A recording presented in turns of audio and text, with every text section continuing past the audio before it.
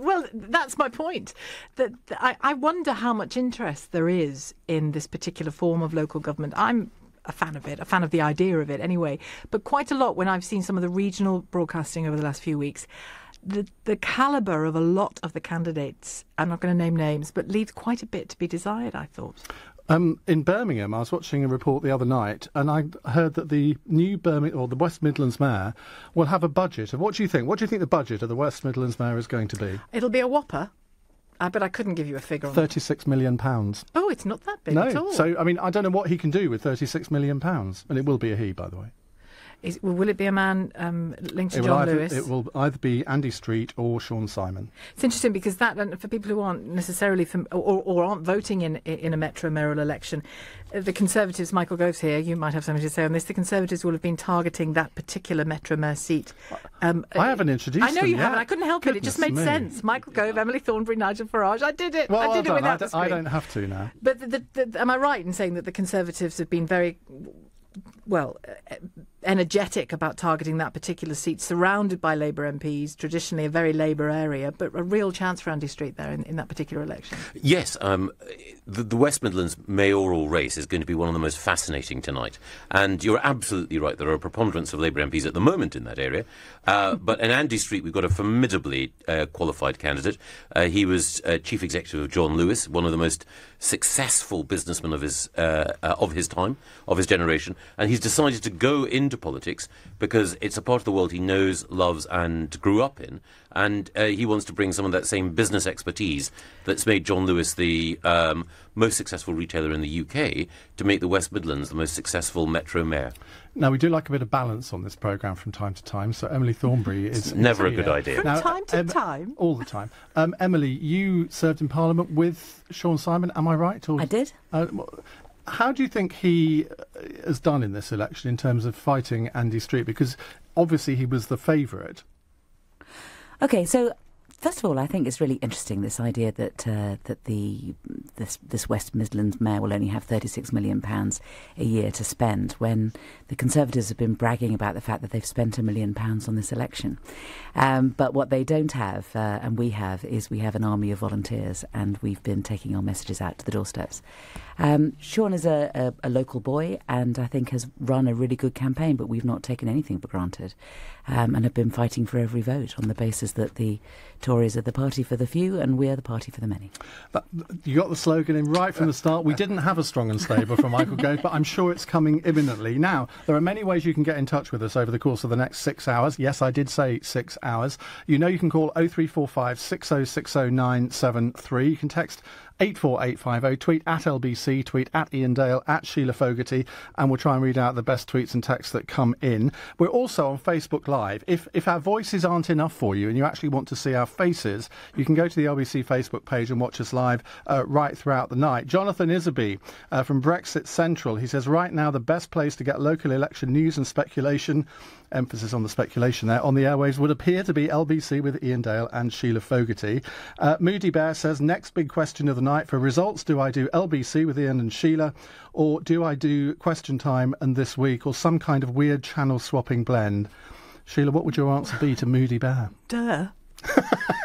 Duh, Nigel Farage is with us. Of course, you weren't on your show earlier. Do you want to clear up the mystery as to your disappearance at 7 o'clock? Oh, because we can't talk about politics and current affairs on polling day. We can now, though. So there wasn't really much I could do, was there? Apart from talk about the Duke of Edinburgh, but I think LBC have been doing that all day long. I think we have enough Duke Ed. Oh, no way.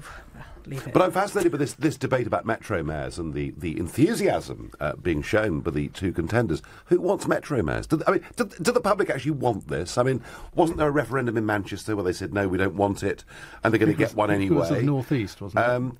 No, that was for the regional assembly. Right, but actually there was a referendum in Manchester where they said, no, we don't want it, but in the end they're going to get it. And I just wonder whether people actually understand how they're being governed. We have in some parts of the country, we have district councils, county councils, a plethora of mayors appearing everywhere. And I just wonder whether local government doesn't need mass simplification. That's a fair point, Michael Gove. Surely the Conservatives are the party of small government. Here you've added another tier. Mm. Well, as you pointed out earlier, £36 million is not a massive amount. So if you want value for money, then the Metro Mayor is someone who can exercise strategic leadership, without adding significantly. In fact, if Andy Street is elected, he will reduce the amount of council tax that people have to pay. But the capacity of a mayor to change how a city is governed and perceived has already been clear in London. Whatever one thinks of Sadiq Khan or Boris Johnson or Ken Livingstone, each of them left an imprint on the capital. And certainly my experience as someone who admires the way that American politics can sometimes work is that if you have the right guy as mayor, if you have a Rudy Giuliani in New York, then you can have someone who is directly accountable for the health of the city and for crime fighting and for transport. So you were all in favour of this when the Conservative government decided to do it? Yes. So what are the local councils for, Michael? I mean, this is, I'm just saying that if you were to ask people now, do they understand how their local government works? I think the vast majority would say, I haven't really got a clue. I think that's been the case, well, I think it's certainly been the case that local government has been a confusing patchwork for generations. But when our cities outside London were powerhouses, for example, in the late 19th century, you had people like Joe Chamberlain who were so strongly identified with the cities that people knew who the top man or now top woman would be. And I think one of the great things, one of the things we'll agree on, Nigel, is that the European Union referendum was partly about accountability, making sure that someone would carry the can for decisions, and you could kick them out if you disagreed. And that transparency and accountability, I think, is greater with a Metro Mayor, and it means that if... But it gets very confusing, because I was down in Bristol, and in Bristol they have a mayor, they have a good mayor, and I was on the streets of Bristol saying, I know you've got a mayor, and don't worry, he's not standing down, but you're getting another mayor, and this other mayor is for the southwest, and so you're going to have two mayors. I mean, I don't think that's very accountable or transparent. In fact, to be honest, it's extremely confusing, and we were against it. But as is the woman who was standing for mayor. But she said, but the reason, is it confusing that there can be a mayor in Islington and a mayor in London? But the reason, because the mayor in Islington is symbolic and incorporates, and is our first citizen of Islington. That's fine. She has no political power. She is just simply there as first citizen. But is it confusing, therefore, that people vote for someone to run Islington and people vote for someone to run London? So they have a council that runs Islington, not a mayor that runs Islington, and we have a London mayor. But in Bristol, they're going to have two mayors, and both of them are going to have political power, and it's very confusing for people. We were against it, but frankly, we went for it and put a candidate up because there's money attached, and when there's so little money for local authorities, you talk about Islington. My council's been cut by 40%. 40%. We've lost 40% of our budget. So basically, any money which is available, we're up for it because, frankly, in the end, services are going to suffer otherwise. Well, listen, speaking of accountability, 0345 6060 973 is the number to call. You can text 84850 or tweet at LBC, and I'm sure our guests will be happy to respond to callers, will you, if they call in? You don't feel obliged, but it would be ever so nice if you did. Well, Catherine in Wandsworth has called in. She doesn't want to come on air, but she's got a question. What is a Metro Mayor? Can somebody please explain this to me? Michael Gove, you and your government introduced them. They're directly elected politicians who are responsible for strategic policy, including issues like transport, in city areas. So, for example, the West Midlands includes not just Birmingham, but areas like Coventry, West Bromwich, Wolverhampton, and the Metro Mayor for Manchester, Andy Burnham, is in the running for that, Sean Anstey for the Conservatives. They will be responsible not just for what was Manchester City Council, but also the surrounding Greater boroughs. Manchester, which is a huge area. Exactly, taking in Tory areas like Trafford and battleground areas like Bury and Bolton. And I think it's a word on how Metro Mayors are voted in as well. There are three different types of voting system in these elections today, or have been today. The supplementary vote, one candidate for each party. You mark a first and second choice. If no candidate has 50% of the first preference, the top two go through to a runoff round where all the second preferences of people who voted for other candidates are reallocated. And the reason I'm keen to go through it in a little bit more detail when we're joined later on by Gareth, who can go through the figures with us and the methods of voting, is that there are a lot of people ahead of the general election, and feel free, all of you, to comment on this, who aren't satisfied with this first past the post scenario that we live with, and then we've had. Oh, you've opened up a hornet's nest. I know, I have. But the fact that there are different methods of voting in these elections is a good opportunity to raise that again. Just very briefly then, which voting system in an ideal world would each of you like to have? Nigel? AV+. That was when Tony Blair did the big inquiry into this. That was what Roy Jenkins concluded, that with AV+, you would keep the link between the member and the constituency, but there'd be a second ballot paper where if you're a Labourite living in Michael's constituency or a Tory living in Emily's, there's still a purpose to go and vote on the day. So Two ballot papers. So you'd rank Would you So rank what you on the do ballot is paper? you would vote for your Member of Parliament, and then on a second ballot paper, you could vote Tory again, or Labour again, Right. or Green, So or like UKIP. the German system. Is it, whoever thought the Germans could teach us about democracy? Well, there we go. Emily. So does that mean that you'd have somebody representing a constituency and then you'd have like a floating additional Yes. person? Yes, that's right. Who could, if they decide that it's a marginal seat, suddenly claim that they're the alternative MP for a particular constituency and target that constituency and be the... And so there would be the rivalry between the two people. So for example, if in Islington we'd had this system, No. we might have a Lib Dem who's supposed to be No, representing no, the whole no, of no, London, no. but actually she spends all her time in Islington claiming to be the second MP. They would in effect be regional MPs. But what you would have is Yeah, a well, massive you see incentive for people to go and vote. Because what First Past the Post is doing, it's keeping people at home. So, Emily, what would you go for? What system? First past the post. So you know Michael? who your MP is, and they know who you are, and they may not like you, but they know. People in Islington know who their MP is. That's And that. do you think you'll say the same after June the 9th? Well, let's see. Michael? I agree with Emily. Hey, Sheila? Bizarrely, I agree with Nigel. Bizarrely, I agree with Emily.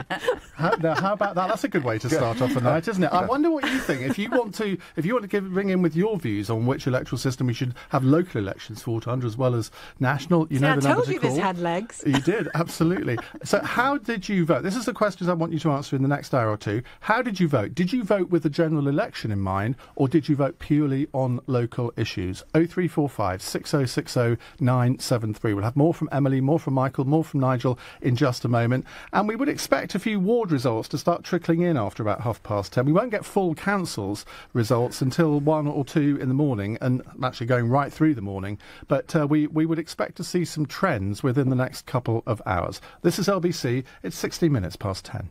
LBC at the weekend starts with Andrew Castle, then Sundays from 10, Katie Hopkins. Primary school children are going to be given toothbrushes and toothpaste and be taught in schools how to brush their teeth because their parents are so idle, they haven't been able to teach them.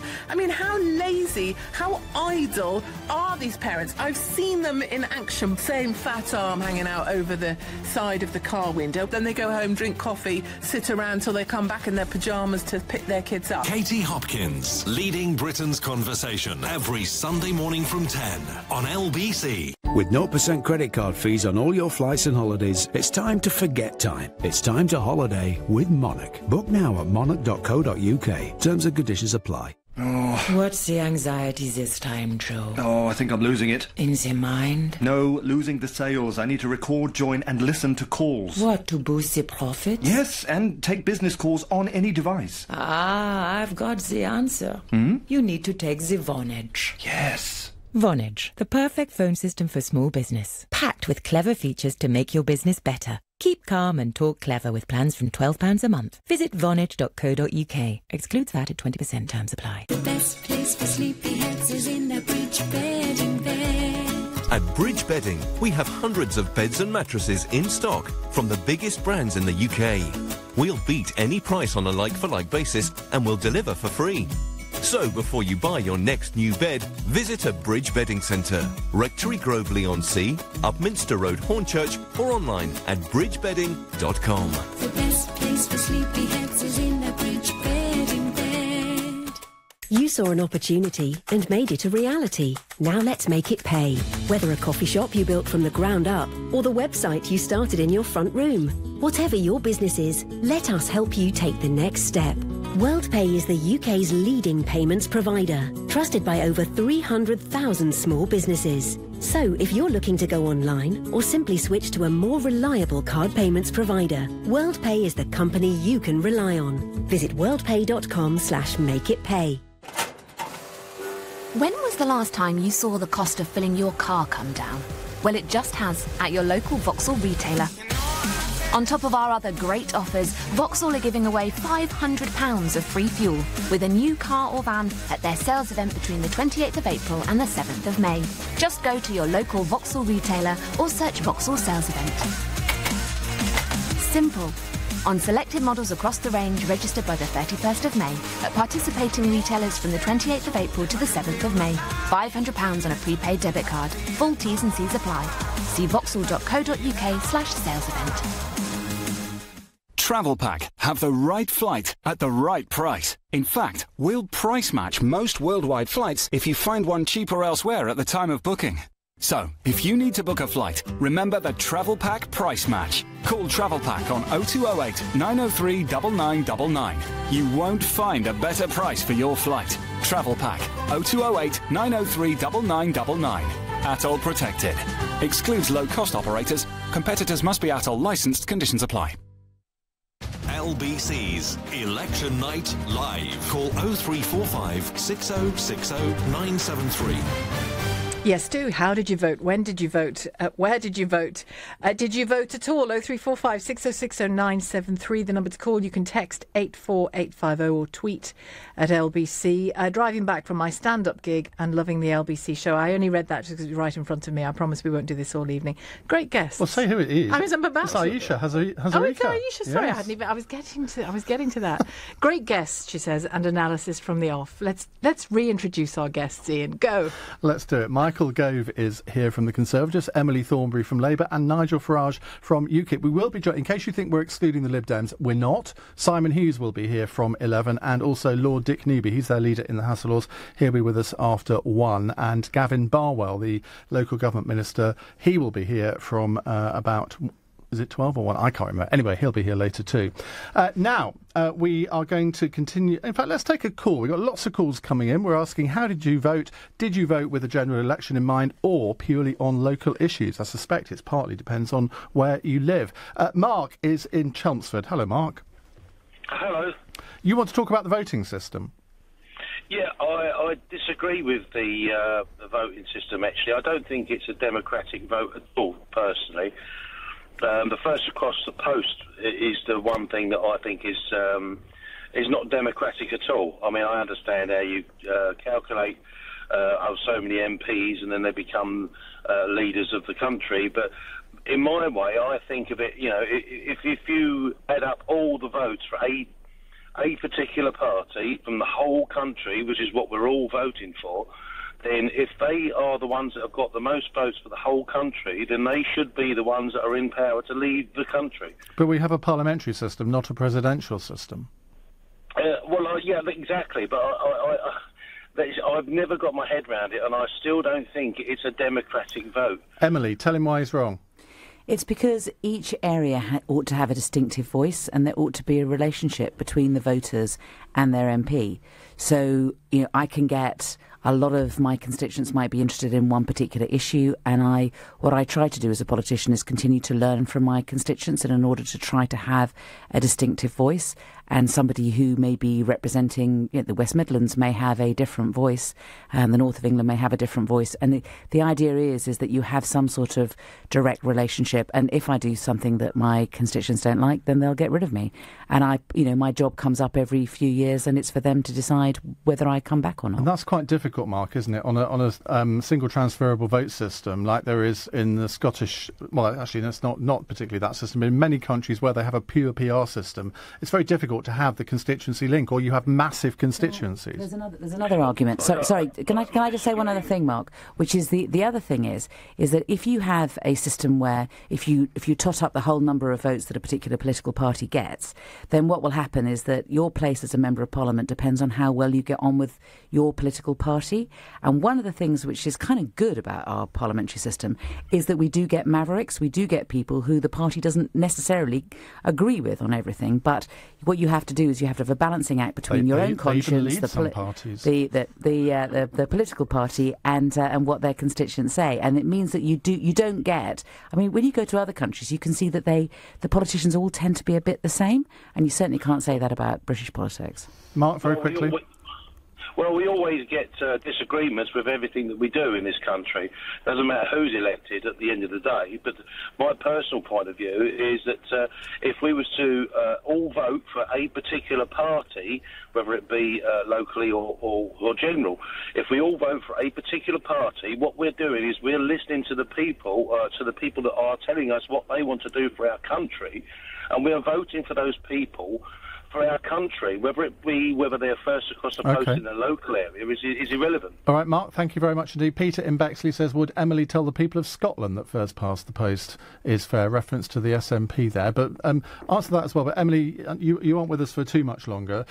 How do you expect Labour to do tonight in the county council elections? I think that, well, it's too, obviously, it's difficult to know. I mean, what we have to bear in mind is that these are a series of different elections. The mayoral elections will be different to the county elections. We'll have different considerations in Scotland and Wales, so it's hard for me to say a blanket how we'll do across the whole of the country. Do you expect to make gains? I think we may do in some areas, but I think that we do need to bear in mind that as a general principle, these elections come after the 2012 results, where in Wales, I think we had done better there than we had done for 16 years. So, and there are councils there that weren't Labour in 2008 and have been Labour since.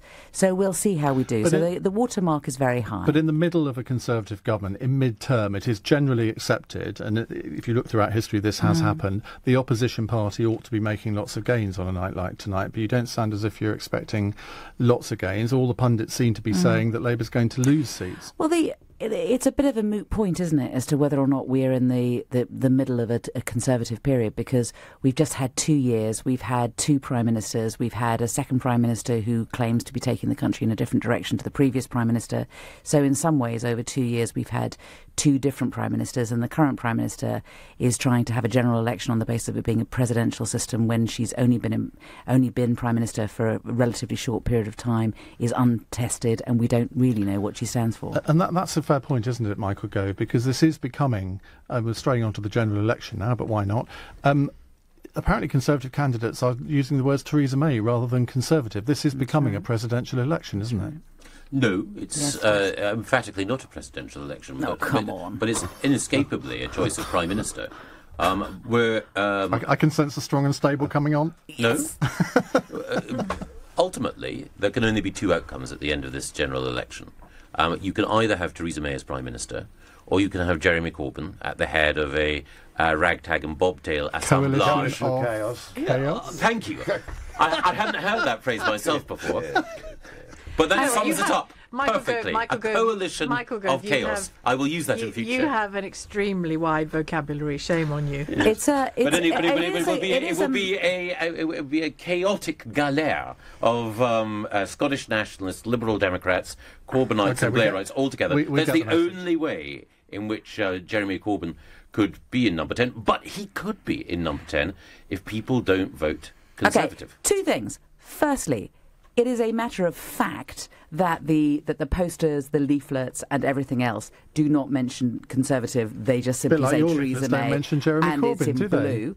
And the second thing, which is a fact, is that this is a general election, and in a general election, it is for the public to decide what government they want. A third fact, it'll either be a Conservative government or a Labour government, and it's for the people to decide. And frankly, I've met an awful lot of people who are fed up with being told that there is a result already when there is not. But why is it that I agree with the 2 of those 3 things. Why is it that on Conservative leaflets they're trumpeting Theresa May to their heart's content, whereas on Labour leaflets it's very difficult to spot Jeremy Corbyn? What's so interesting is that they have obviously decided that the Conservative Party per se is toxic, and they're not using the word Conservative on their leaflets. And Jeremy Corbyn, they are simply saying the logic is he's toxic. One of your campaigners for the local elections has described Jeremy Corbyn on the doorstep as radioactive. Ironically. Well, we have 600,000 members. What can I tell you? You know, 600,000 voices. It may be that some people have that view. So one person saying that they believe that about Jeremy, but the truth is that the Labour Party has a different style, and what we do is we do things collectively and we do things in teams. And certainly we would not be running any sort of presidential election at the moment. We would be running it as a It's been presidential for years. I mean, the last 4 or 5 general elections have been presidential. You speak to voters, they haven't got a clue who their MP is. They couldn't name half the cabinet. They just know who the party leaders are, and they're voting for or against them. And it's been that for years. When you were UKIP leader, no one else knew who anybody else was in UKIP apart from you. You were a presidential figure. But believe you me, when you see polling of well-known cabinet members and you find that 6% of the public can actually name them, you realise how things have changed. We've got a presidential system, and Theresa May's using that to her advantage. Quick call from Chris in Twickenham before we get to the news headlines. Chris, hello there. Hi, Sheila. Yeah, so a couple of things. I think in terms of the voting system, I never thought I'd agree with Nigel Farage on there, but actually I agree with him on proportional representation. I guess being a Lib Dem, I think it's always been our party policy. All it does under the current system is encourage people to not bother to campaign. Michael could sit there with his feet up in the Caribbean for a month and probably still get elected. And same with some Labour seats up north. There's an idea. Good idea, absolutely. Whereas I'm in Twickenham, you will see, both the main candidates who are likely to win, Lib Dem or Conservative, literally counting and going for every single vote there is. And it also, and I think. Well, hang on a second, because if we were talking this time before 2015, Vince Cable had a majority there of 15,000, and everyone thought that was a safe seat. So, of course, it proved not to be. I don't think in modern-day politics there's really that many safe seats left. I would disagree with that. Look at the seat has changed hands since the 1970s. It's been Conservative, then it was Lib Dems, Conservative. No, but if something has a 15,000 majority, you kind of think it's safe. Yeah, but people were still campaigning. We were campaigning. We were campaigning for Vince until the last minute. So I would disagree with that. The result might have been unexpected, but there are plenty of seats in this country, especially in Surrey, where I grew up, which are, you could put a gorilla up with a blue rosette, and they would still vote. It would still be Conservative. Enough of Michael Gove, Chris. Thank you very much indeed. That's Chris in Twickenham there. 0345. I'm not a gorilla, I'm a pussycat. Okay. 0345 6060 973. There's a joke there somewhere if you look hard enough. We will be coming to more of your calls, more with Michael. I don't know if Emily has to go right now or whether she can stay for a few more minutes. And Nigel Farage is here with us too. Let's go to the news headlines. It's 10:30. Charles Rose here. Polls have closed in local elections in England, Wales and Scotland. 6 new devolved regions have also chosen metro mayors. Stay with LBC for full coverage overnight. Anti-terror police have arrested a man at Heathrow Airport after he came off a flight from Turkey. The 30-year-old had travelled from Istanbul. The Duke of Edinburgh has joked he can no longer stand up much as he announces his retirement from public duties. He'll stop engagements at the end of the summer. LBC weather. Dry tonight, cloudy for England and Wales, a low of 7. A bright start for northern Britain for Friday, a high of 15 degrees. This is LBC. Unbox a shiny new Samsung Galaxy S8 with a massive 60 gig of data. And now take your home plan abroad on Pay Monthly with the UK's best network for roaming. Get yours in-store or online now. Vodafone. Power to you. Minimum term agreements and credit check apply. 40 destinations at no extra charge. 60 at £5 per day. Destinations, charges and verification at vodafone.co.uk/roaming. Whether you're battling traffic in Waterloo or crossing King's Cross like a king. If you're powering past Battersea or flying down to Canary Wharf, when you're going like the Clappers to Clapham, or want to get to Seven Sisters in one tap. At My Taxi, we're always looking for ways to improve our service and yours. So you can breeze down the bus lane safe in the knowledge that if your cab is black, this app always has your back. My Taxi, the black cab app. If you own a Swiss watch and it's time to sell it, speak to watches.co.uk. The whole process runs like clockwork. Rolex, Patek Philippe, Omega and more. It only takes a couple of ticks and we pay immediately. Or if you just fancy a change, we could take yours in part exchange. From time on your hands to money in your pocket, it couldn't be easier with watches.co.uk. The pre-owned Swiss watch specialist.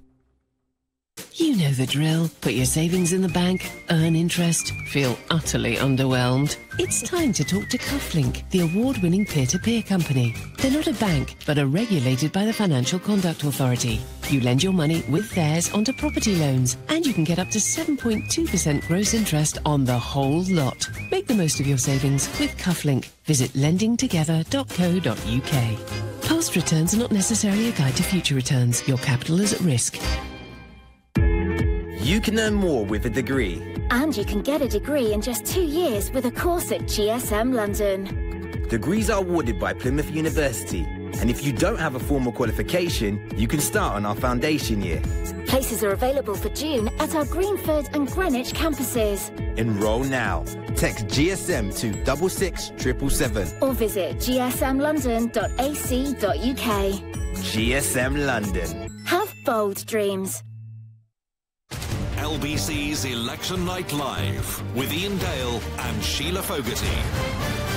It's 10:33 here on LBC. You're listening to Ian Dale and Sheila Fogarty. It's LBC election results live programme. No results yet, but you wouldn't expect them after 34 minutes of counting. But there often are some wards that come in, shall we say, in 10, 15, 20 minutes' time.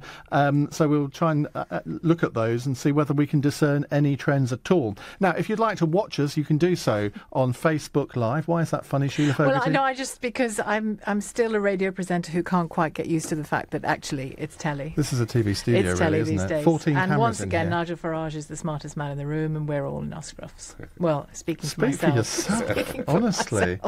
Now, we're taking your calls.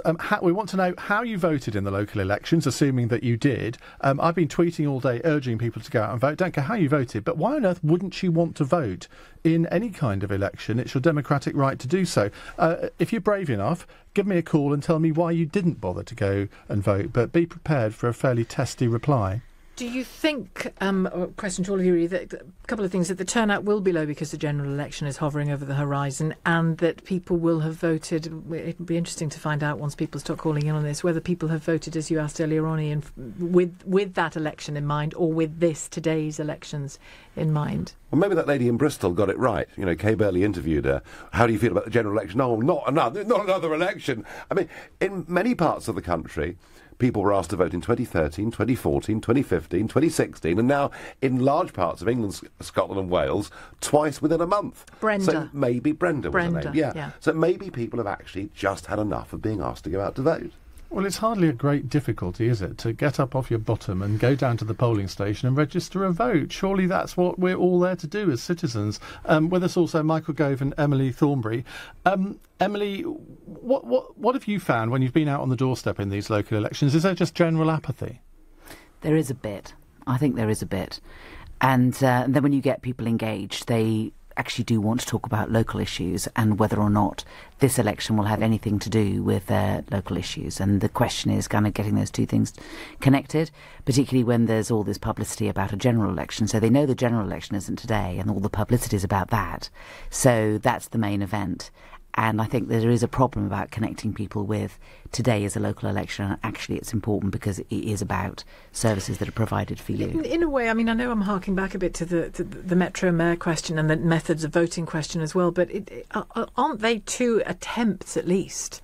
One's a reality, one isn't, to engage people differently, engage people in a different way, using different methods with their democracy. I understand the thinking behind it, and I applaud that. I think the reason I have reservations about it is because I do think that politics is about more than just one person. I think that politics is about the relationship that you build up with a group of people, and you can't have proper government with just one person. I mean, you can't.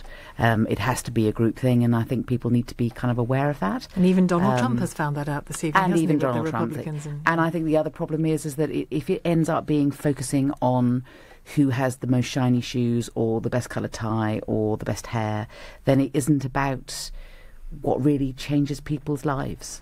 So if it's about one personality versus another personality, that in a strange way disenfranchises people. But leadership matters, doesn't it? And people do seek a figurehead of some sort. They can still have a team, but they need a figurehead. I think that's right, but I think that it is also about policies. And I think that if you have a system which is focused on a mayor, then it tends to be focused on personalities. And so it's, do I like this person more than that person, as opposed to focusing on policies and the differences. Many people are pointing out that the Facebook Live pictures aren't working at the moment. We are looking into that. Hopefully that'll be fixed in a moment so you can see us all in our glory. Michael Gove, what's success for the Conservatives tonight? Well, I think success is holding on to those county councils that we secured 4 years ago, and also, I hope, winning the West Midland mayoral race. But at this stage, it's important to recognise, exactly as Emily pointed out, that Please stop doing this. But Emily, You're really undermining my credibility here. Not at all. I speak as I find. And I find that you've said a number of very, well, to me, very sensible things. One of the most powerful and sensible things that you said. Coalition of chaos? I can be strong and Emily can be stable. You sound like a pair of spinster sisters. Yes. But the one thing I would say after that is that local elections are driven to a greater extent than many imagine by local issues. And I was in a particular part of the country, which I will not name, earlier today. Let's just call it, for the sake of argument, Surrey. And while I was there campaigning, it was striking that the first thing that people mentioned, even though they knew the general election was looming, were the state of roads, or how we were going to pay for social care, or education funding and what its future would be. All responsibilities of the county council, which was up for election. Oh, wait a minute. No, it isn't. The point, all you've done, all the Conservatives have done, is when you talk about devolution, you just devolve responsibility. But actually, you hold on to the purse strings. So local authorities are getting cut to billio, which means that it's really difficult for them to pay for social care.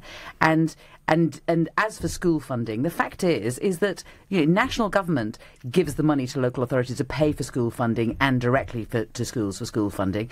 And then, local people take the can when people turn around and go, why is it that we have less funding for schools? That's what they complain about. Those poor local councillors are doing their absolute utmost to try and get, a quart out of a pint pot. And it's impossible because national government is pressing austerity on local authorities in a way which is almost impossible for them to be able to cope with. Lancashire Council has got which one is it? PricewaterhouseCoopers came in and did an independent audit of how much money they had, and PricewaterhouseCoopers said that if they were to provide the services that they have to provide by law, then they would go bankrupt in 2 years. Now, that's the reality now. Who's going to get the blame? Lancashire Council will get the blame, even though it's the government's fault for not giving them enough money. Emily, where's the extra money going to come from in order to pay for all the wonderful things you're talking about? I know that you want to pay police officers £30 a year in order to do their job, or is it 80? I don't know after yesterday's interview with... the day before's interview with Nick Ferrari. Where is the extra money going to come from? £2.7 billion that you're giving to the richest people, cutting... CGT is certainly one thing. That's capital gains tax is certainly one thing. You spent that 12 times already. No, we haven't, and you will see when we get up when we put out our manifesto. You spent it on police officers. You spent it on education. Spent it on social care. It will be costed line by line, and what we will do is we will ask for the Office of Budget Responsibility to look at the Office of Budget Responsibility to look at our manifesto and your manifesto, and it'll be up to you to decide if we're allowed to do that. Hang on. Quickly, Nigel. Where the Labour Party say that the government are cutting everything, we'll have a Conservative government saying they're being prudent, and the national debt has more than doubled since 2010, and we won't even discuss it in the general election. But on that question of social care, which I think local or national election, whichever one you're talking about, is an absolutely vital one for so many families, because if you're not old, you probably will be one day, or you have a loved one who is elderly or heading that way. Theresa May, Michael Gove said in an interview last Sunday that in the manifesto there will be detail of the strategy for adult social care in this country. Will it involve more money? Is that an inevitability? I think it will necessarily. I think the National Health Service and social care together will have to have more money spent on them in the future. Money itself is not the only answer. There needs to be some reform, some better alignment of the two workforces in the NHS and in social care. And it has to be better than the Better Care Fund, which was just robbing Peter to pay Paul, was it not? I wouldn't necessarily say it was robbing Peter to pay Paul, but I do think that if we look 5 years ahead, we as a nation will be spending more on health and social care. Can I bring you the joyous news that the cameras are back on? Facebook Live is working. Smile, everyone. You're on screen at the moment, Sheila. You can go to LBC's Facebook page. If you've never looked at Facebook Live, it is a marvellous thing. It's like watching us on television, isn't it? And Nigel has this on his show all the time. I use it every evening, yeah. Goodness knows why anybody would want to watch radio on Facebook Live. That's not the message. They do. You're off message, Nigel, as usual. They do. I know. I'm not very disciplined. Let's hope Viran in Bristol can help us. Viran, you didn't vote today. Why not? Simply because of some of the conversations you're having around austerity, and the fact that the Metro Mayor can't do anything for us once they're voted in, to be honest. And that's why I didn't vote today. I posted a video on YouTube and I said I'm not voting because of these reasons. Cool, you must have been so proud of doing that. I mean, why didn't you go down to the polling station and spoil your ballot paper? At least you'd have got off your bottom and done something. I did. I went down there. Oh, right, okay. I got there and I said, "Can I take my card with me?" They said no. I said, "Hold on, why's that?" So I got into a nice little argument. Your card? What do you mean? What, my voting card? Yeah. My ballot paper. I took it back home and I made a video online and I gave my reasons why I didn't vote. And it's quite simple that none of the people can deliver their manifesto, what they've written up. It's quite obvious. You know, the austerity's killed off any chance of anyone delivering anything, even the Conservatives or Labour or anybody. And there's no plans nationally from those parties. You know, Labour say it's the anti-austerity anti-austerity party. They should have a manifesto in waiting. They should be ready, you know, tackling any austerity issues. But they've been too busy infighting. All the politicians are having nice little chats, but not looking at what people want in their area. Viran, would you stand yourself locally? Because I often think that, you know, we can easily complain about our local politics and our national politics, but would you consider standing as a councillor? I was asked by the mayor of Bristol, who loves to put in the Tory cuts, who's a Labour MP, to stand, you know. And I said, no, I'm not going to stand. I've got various personal issues why I'm not standing. Okay. And I've put that into context. But you know, standing with £30 million and you can't deliver on a manifesto is not right. You know, right now I believe in a massive civil rights movement around economic issues, because that's where we are in this country, and it's not a joke.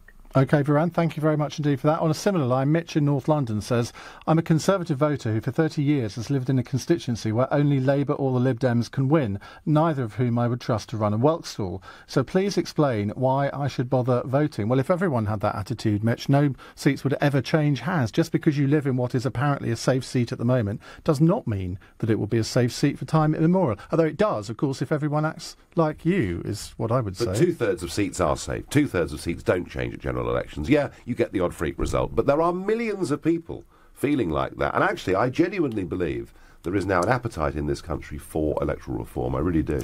0345 6073 is the number to call. How did you vote? Did you vote? And did you vote with the general election in mind or on local issues? You can text us 84850. And don't forget, we are on Facebook Live, although it does go blank during the break, so you can't, I'm afraid, watch what we're doing during the breaks probably just as well. You should see it. Indeed. Emily Thornbury, I think we're going to release you now, because I know you've got a busy morning tomorrow, so you probably want to put your nightie on, but not till you get home, if you don't mind. TMI. Can I put it on during the break? Thank you very much indeed. In a moment, we're going to be joined by our elections analyst, Gareth Knight, and he'll take us through what are the main things to look for over the course of the next 6 hours. As well. He is indeed. Yeah. This is LBC. It's 10:46. This is LBC. Unlimited BT Infinity is broadband like no other. Because you'll get the UK's most powerful Wi-Fi signal versus major broadband providers. That's on top of super fast speeds of up to 52 megabits. And when you're out and about, you'll get free access to over 5 million Wi-Fi hotspots. Oh, we'll also give you a welcome discount of over 25%. Unlimited BT Infinity. Broadband like no other. Visit bt.com/connect. New customers, 12-month term.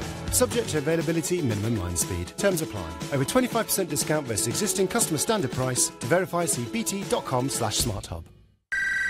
Good morning, Swale Heating. My boiler's died. I've just survived a cold shower. Oh dear. Well, we can help. At Swale Heating, our expert engineers can install a brand new A-rated Worcester Bosch boiler with a warranty of up to 10 years and 1 year's free cover for the whole central heating system, subject to survey. I think the cat's moved out. If necessary, we can get your boiler installed within 48 hours. And the dog's starting to look like an Arctic fox. Rely on us to keep you warm. Visit swaleheating.com today. We asked people to put a price on their hearing. One reply said £100 trillion because I love music and languages. Another said, priceless. Who wouldn't want to hear their grandchildren laughing? We know how much you value your hearing. That's why at Boots we have interest-free monthly payment plans available to make the right hearing solution for you even more affordable. Boots, let's feel good. Subject to status, over 18s only. Terms and conditions apply. When I set up my business, it was lots of investment and not much sleep. After all the hard work, I want to make it pay. WorldPay is the UK's leading payments provider, trusted by over 300,000 small businesses. Whether you're looking to grow a coffee shop or an online business, you need a payment provider you can rely on. With secure, reliable payment systems and 24/7 UK support, WorldPay makes your payments work as hard as you do. Visit worldpay.com/makeitpay. Whether you're looking to get to Barnet with the wind in your hair or to hammer down to Hammersmith, if Piccadilly's like a circus or you need to trim your time to Shepherd's Bush, when you want to wing it to the Angel and beat the herd to the Elephant and Castle. Whether it's tapping into the knowledge or breezing down the bus lanes, no one knows London like black cab drivers. My Taxi, the Black Cab app. LBC's Election Night Live with Ian Dale and Sheila Fogarty. It's 11 minutes to 11 here on LBC. No results yet, but you never know. We might get a few in the next few minutes. But they will be from individual wards, not complete councils. So they will just give us a little indication, maybe, of some trends. If a particular party starts losing seats that you'd think they ought to be either keeping or maybe not winning seats that they ought to be winning, that will maybe give us an indication of what happens throughout the rest of the evening. Emily Thornberry has now left us. Michael Gove from the Conservatives, Nigel Farage from UKIP is still they are still with us, and we're also joined by Gareth Knight, our LBC elections analyst in the studio. He joins us for these evenings, sort of whenever we do them. For his sins. For his sins. And Andrew Gwynn joins us. He is Labour's elections coordinator. Andrew, very good evening to you. Well, I thought he was joining us. He's clearly not joining us. He will at some point. Andrew, I am here. You are there. Fantastic. Yeah. Thank you for joining us, Andrew. Now, let me start off with you. What are you expecting from tonight? Because 2012, was it 2012 when these elections were last? 2013, I think, wasn't it? In the county councils, they were relatively good for Labour. But do you think you're expecting better results tonight? Well, I think it's going to be a mixed picture because, of course, there isn't a single baseline for these elections. You're absolutely right. The last time that the county council elections were fought were in 2013. But, of course, Scotland and Wales were last fought in 2012. So you've got very different baselines in different parts of the country. And then, of course, we've also got the metro mayoral elections, which are the first time they've been contested. And I suppose everyone's going to expect Andy Burnham to win in Greater Manchester. They're going to expect Steve Rotherham to win in Liverpool. But what are you expecting from the West Midlands region, where Sean Simon, your candidate, has been in a real pitched battle with Andy Street, the Conservative? Well, these mayoral elections are all going to be very different contests, I think, with no uniform picture. This is the first time, as I say, that they've been fought, and everything that we do know about these battles suggests that some of them will be very close. Now, if you're watching on Facebook Live, you will have seen that Andrew Gwynn is not with us in the studio, even though he sounds as if he is. He's joining us from... where are you? I'm in Sky You're News. In Sky News in Osterley. So you're going to be with us for some time. So chip in whenever you like, Andrew, and we'll try and bring you into the conversation. Michael Gove is here as well. Are you confident, Michael, that your candidate is going to put in a good showing in the West Midlands? I think he already has. I think whatever the result of the West Midlands, Andy Street has made sure that this has been a very competitive race. He's put forward an exciting programme of ideas for the way in which this new role can actually bring a degree of strategic coherence to the way in which the West Midlands is governed. He's a very able communicator, actually. In my years of interviewing many people, chief executives and the like, he was always... an interesting listen, which serves anybody well in politics, doesn't it? Yeah, John Lewis is, I'm a fan, but it is also Britain's #1 most successful retailer at the moment, and it occupies that position thanks to the leadership that he's shown. And I think that if he does the same for the West Midlands as he's done for John Lewis and Waitrose, then he'll do an excellent job. And John Lewis is known for a number of things, isn't it? Never knowingly undersold. Yes. And the partnership model of employment. Exactly. Now, Theresa May says a lot, and she said it just again in her speech, or her statement, whatever you want to call it, declaration outside number 10, that it will be a nation for everybody, a country for everybody. It doesn't feel like a partnership to a lot of people. You know that, she knows that. I think it's certainly the case that Theresa recognises that in the past the Conservative Party has been seen as not in tune with and not fully in sympathy with every part of the country. We have been seen as a party that's been stronger in the south than in the north, that's been perhaps better at representing the interests of the middle classes who already have property rather than those people who aspire to a better life for themselves and their children. I think it's been dramatic, the way in which that's changed under Theresa, and over the course of the last 10 months, we've seen that her appeal extends far beyond those areas that people would have thought of as traditionally Tory. We have, and in the calls that I take day in, day out, and certainly in recent weeks since the election was announced, you hear that. You hear people saying, I voted Labour, I'm going to vote Tory, I can't vote Labour again, or I cannot vote Tory again. And often the reasons people are saying, I can't vote Tory again, it goes further than the regional history that you've described. And actually, I'm hearing the word cruelty, particularly in relation to disability benefits. So, and respond to that. Well, I think cruelty, that's a big word. It is, and I think any government that had been in power over the last 6 years, or any party that had been in government over the last 6 years, would inevitably have faced criticism for having to reform the welfare budget and reduce public expenditure overall. But I don't think there's anyone who thinks that Theresa, someone who, when she was at the Home Office, had as one of her first concerns improving the condition of people suffering from mental illness who come into contact with the criminal justice system. I don't think anyone can look at Theresa and think that. They'll think she's a strong leader, but they'll also think that strength is married with compassion. Now, Kate has texted to say, I'm really nervous that I might have missed voting. Did Wandsworth Council come up for election today? I didn't receive a voting card. Well, the man to answer that is Gareth Knight. He's LBC's elections analyst. He's going to be taking us through some of what's going to be happening over the next few hours. Kate doesn't need to worry, does she? No, there's no elections in London whatsoever, unless there's a local by-election, but no. Most of the elections in England are actually in county councils. There's a few unitary authorities as well, but effectively, as a rule, if you're in a city, you're probably not voting. If you're in a suburban area or a small town, you probably are.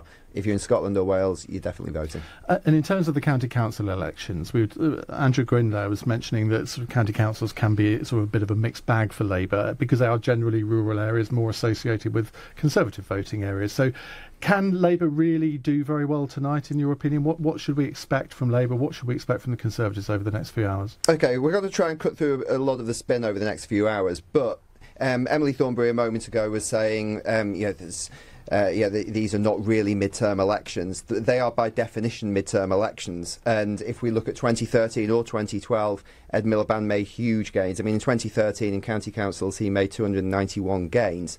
So Emily Thornberry really should be looking at repeating a similar thing if she believes that this is extra gains on top of those. Well, if we're going to treat these as midterm elections and the Labour Party is looking at forming a government, then yes. Equally, however, Michael is, without question, going to tell you that 100 Conservative gains will probably be a very good result. The Conservatives lost 335 seats in 2013, so in reality, at the minimum, you want to be getting those back. So a net gain of 335 minimum just to get back to where you were in 2013. Nigel, however, is going to be very concerned about his 139 UKIP gains that he got in 2013. Now, it is different. I'm going to be fair on Nigel. It is going to be difficult for that to change because we've had a referendum since then. But if anything, that actually gives Michael more opportunities to make more gains. And I actually think a good night for the Conservatives, a genuinely good night, you're looking at plus 400 county council seats. Andrew Gwynn, Labour's elections coordinator, let's bring you in there. Would you take issue with what Gareth said there? I think his analysis is actually quite right. I think if you look at the exact correlation with the last time the shires and the 8 unitaries that are up for election today in England, Labour's share of the vote was around 29%. So we would be looking at polling similar to that if the national opinion polls are currently correct. Of course, the difficulty for us is what happens to the 23% that UKIP polled back in 2013, and where does that vote go for? And certainly, if the national opinion polls are to be believed, the Conservatives should be picking up at UKIP's expense. Well, let's talk about that a little bit more in a second. Let's take a quick call from Christian, who's in Cambridge. Christian, hello. Hiya. Sorry, a long-time listener, first-time caller. So well, welcome to the show, Christian. What would you like to say? Strange time of night to call for the first time, but you're very welcome.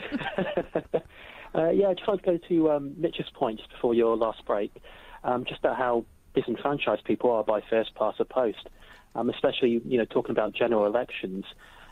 Even party political candidates and MPs standing for, re-election, they almost always talk about national issues. So to divvy it up by sort of local constituencies, it just means that, the vast majority of voters are disenfranchised and don't get what they want. Well, hang on a minute. You live in Cambridge, which is always a marginal seat. How can anyone be disenfranchised in Cambridge? Well, if you're a UKIP supporter, maybe. Well, that may be true, yes. I suppose Nigel's looking a bit forlorn at that thought. Well, all I can say is that for every single Tory MP over the last 2 years, there were 33,000 voters, and for UKIP it was 3.9 million voters for one MP, who wasn't really one of ours anyway. So I do feel a bit bitter about the system, yes. Let's not go there. Christian, thank you very much indeed for making your first-time call to LBC. Right, coming up in the next hour, we hope to get a few results over the course of the next 60 minutes, but will they cheer Andrew Gwynn up, or will we see Michael Gove grinning like a pussycat? That's what he says he was, anyway, in animal terms. Goodness knows what Nigel Farage is in animal terms. Will UKIP be able to hold on to their 146 seats? And we're going to be, hopefully, getting some of the results from the mayoral elections much later in the night. A lot of those are actually counting tomorrow. We've got all the elections in Scotland and Wales. We will be getting a lot of the Welsh results tonight. They're going to be very interesting. They will give us a very good indication as to what might happen in Wales in the general election. Remember, in Wales, 64% of UKIP voters say they're going to vote Tory in the general election. On FM, online, on your mobile and on digital radio. Leading Britain's conversation. This is LBC. From Global's newsroom at 11 o'clock. Polls have closed in the last hour in local elections across the UK. People have been voting for 88 councils in England, Scotland and Wales. Labour's Shadow Foreign Secretary Emily Thornberry has told LBC the party could see gains in some areas. But I think that we do need to bear in mind that as a general principle, these elections come after the 2012 results, where in Wales, I think we had done better there than we had done for 16 years. There are councils there that weren't Labour in 2008 and have been Labour since. So we'll see how we do. So the watermark is very hard. 6 new metro mayors are being selected for new devolved super regions.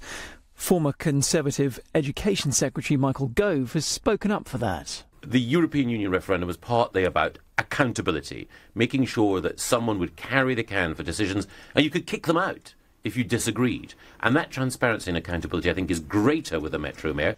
Former UKIP leader Nigel Farage has questioned whether local government should be simplified. Ex-Lib Dem minister in the coalition government Simon Hughes will be joining the panel later. Stay with LBC for coverage through the night. Counter-terror police have been given another week to hold 6 women following raids in London and Kent. It followed a 21-year-old woman being shot and injured in an operation in Willesden last Thursday. European Council President Donald Tusk has appealed for calm in Brexit negotiations. These negotiations are difficult enough as they are. If we start arguing before they even begin, they will become impossible. Earlier this week, Theresa May accused EU officials of trying to influence the result of the general election. Donald Trump is a step closer to replacing Barack Obama's affordable health care bill. The US House of Representatives passed the president's reforms by just 4 votes. LBC's Washington correspondent Simon Marks reports. After weeks of uncertainty, President Trump managed to overcome the opposition of his fellow Republicans in sufficient numbers to get the bill passed. But it still faces enormous obstacles in the Senate. Republicans there are even less bullish about the changes the president wants to make to the Obamacare program. But President Trump has won a battle, and knowing that he might still lose the war, he's celebrating now. Simon Marks, LBC, Washington. And the Duke of Edinburgh has announced he'll retire from public duties in August. Prince Philip turns 96 next month. The palace says it's not for medical reasons, and the Duke has the full backing of the Queen.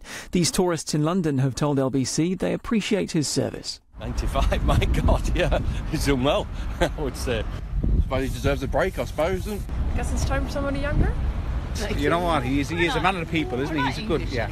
LBC weather, dry tonight, cloudy for England and Wales, a low of 7. A bright start for northern Britain for Friday, a high of 15 degrees. From Global's newsroom for LBC, I'm Charles Rowe. This is LBC from Global. Leading Britain's conversation, LBC's Election Night Live with Ian Dale and Sheila Fogarty.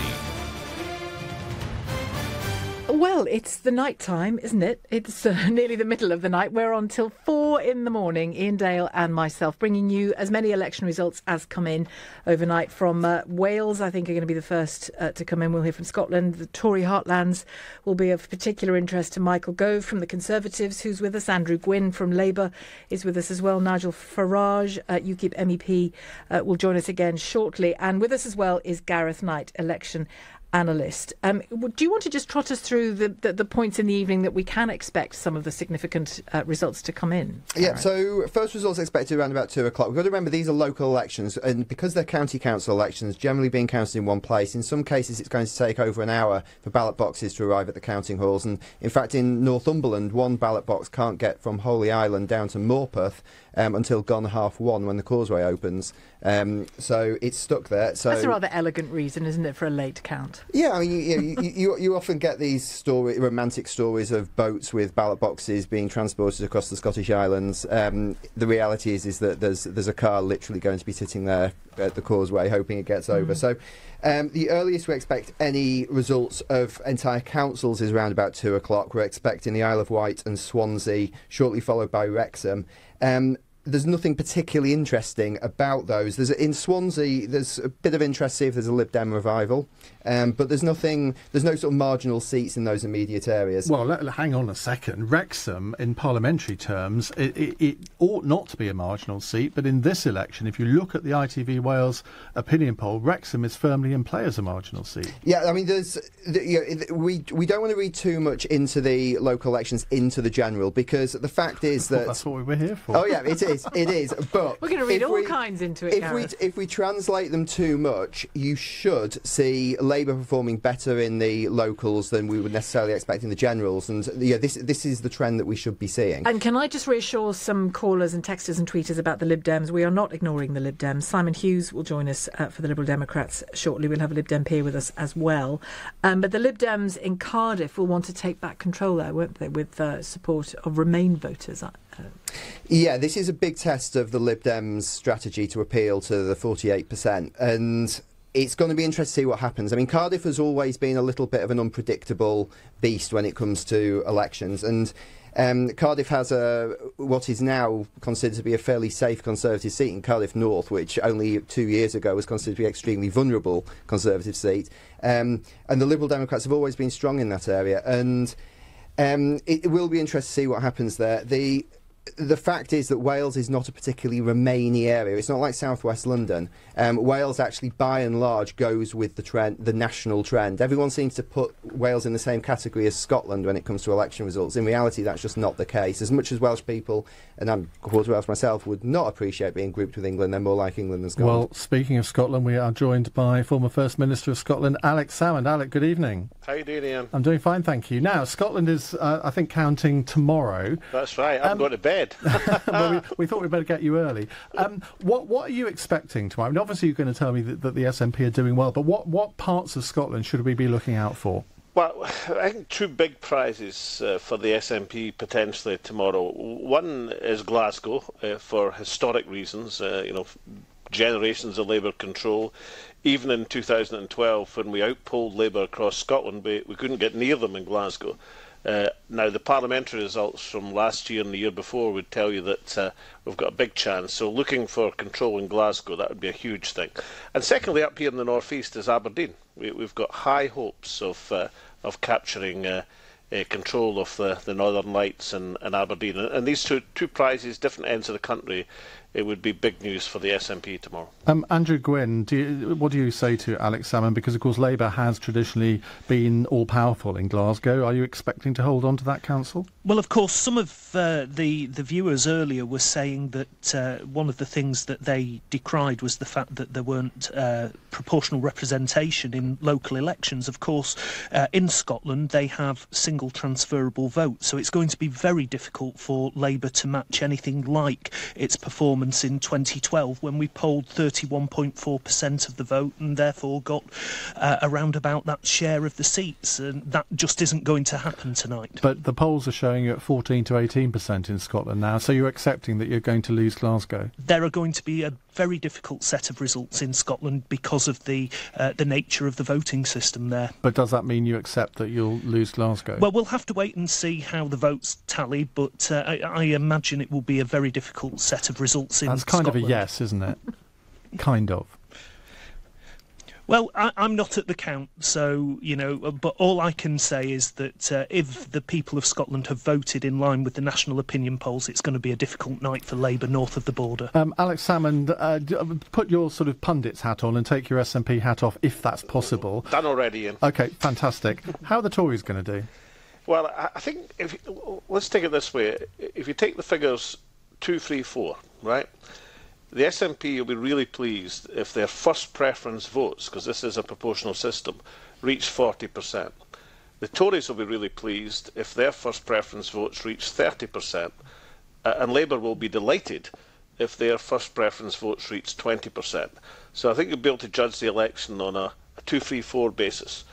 2 for Labour, 3 for the Tories and 4 for the SNP. And Michael Gove, in a way, all eyes are going to be on whether the Conservatives have been right to boast about that Scottish revival, won't they? Well, the Scottish revival took place last year in the Scottish parliamentary elections, where Alex's successor as First Minister of Scotland, Nicola Sturgeon, mislaid Alex's majority. She doesn't have a majority there. And Ruth Davidson emerged as the most popular politician in Scotland. And I think that we'll see in these local elections the Scottish Conservatives making some progress. I take Alex's point about Aberdeen. I think the SNP have one fewer councillor at the moment than Labour in Aberdeen. So leapfrogging them, that's entirely within the bounds of possibility. But at the general election, there'll be a straightforward choice. If you vote for Alex and his colleagues, then you'll be voting for a party that could contribute to Jeremy Corbyn getting into Downing Street. If you vote for the Scottish Conservatives, then you'll be certain that you'll have Theresa May in Downing Street providing the strong and stable leadership that the majority of people in the United Kingdom want to see. You were doing so well, weren't you? We need a klaxon. Or a cattle prod. No, I said to a Tory MP the other day, every time she says that, we're going to start a drinking game. And that sounds fun. Risky strategy. And Andrew Gwynn, you've been quite good so far, because you haven't mentioned "For the Many, Not the Few," which I always thought was a Tony Blair slogan. Although that sounds like a good drinking game as well, doesn't it? For the many, not the few. Indeed it does. Nigel Farage, you've got a glass of water in your hand, which is highly unusual. What in Scotland? Why hasn't UKIP ever done anything in Scotland? We've never got off the ground. I mean, we've won an MEP seat. We've never got off the ground. I think because the word independence meant something different in Scotland. Independence in Scotland meant separating from the rest of the United Kingdom. And really, the European debate has been very late to Scotland. The rest of the UK was talking about the EU issue. Scotland did begin to talk about it during the referendum, and interestingly, it poses the SNP a really serious problem, because a third of SNP voters are genuine nationalists in that they want Scotland to be an independent country. So ultimately, I think that in the end, the evolution of our system of government. So, Omar, do let me know, privately or publicly, which your school is, because if they're not teaching you citizenship, they're not fully seen over the course of the last 6 years as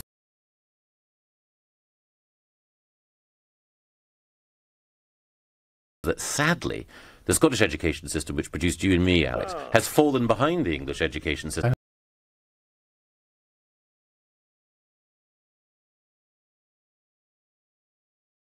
As well. We will as well. It's 16 minutes past 11. Nick Ferrari at breakfast on LBC. Police call for more scanners in schools as knife toll rises. James, you're on the radio. What can you tell me? Good morning. I feel that I carried a knife because it was a power thing, and the group of people I used to hang around with all wanted to feel the same, and I wanted to feel a little bit more powerful than they did. How much more vulnerable might you have been had you not had that knife in your pocket? Slightly more made to look in that group of people that you're in to be belittled and made to feel less of a person. How concerned were you each day that you might get nicked by the police with a knife on you? Never. Nick Ferrari at breakfast every weekday morning from 7, only on LBC. With Hampton by Hilton, now open in Aberdeen. I wish I could create content like videos and music. I need the skills to bring my ideas to life. I wish I could write apps, but I need to learn how to code. I wish I could get trained up for a media career. While studying for my GCSEs and A-levels. The Global Academy in Hayes is a state school for 14 to 19-year-olds interested in a media career.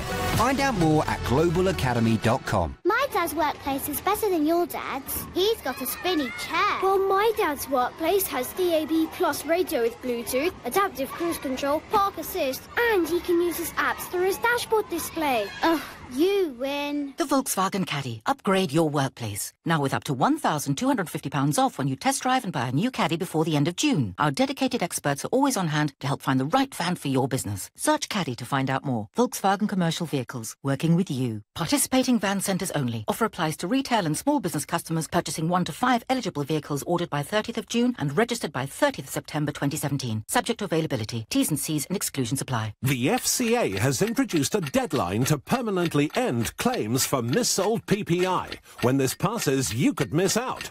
And with billions of pounds still to be repaid, some of that money could be yours. So call now and speak to Claim for Refunds. We have helped thousands win millions since 2009, and we could help you too. All we need is the name of your bank. So if you've had any loan or credit card, let Claim for Refunds find out for free if you had PPI. And if you have, you can claim yourself, or we can handle it for you. It's up to you. And if we don't win your money back, you don't pay a penny, guaranteed.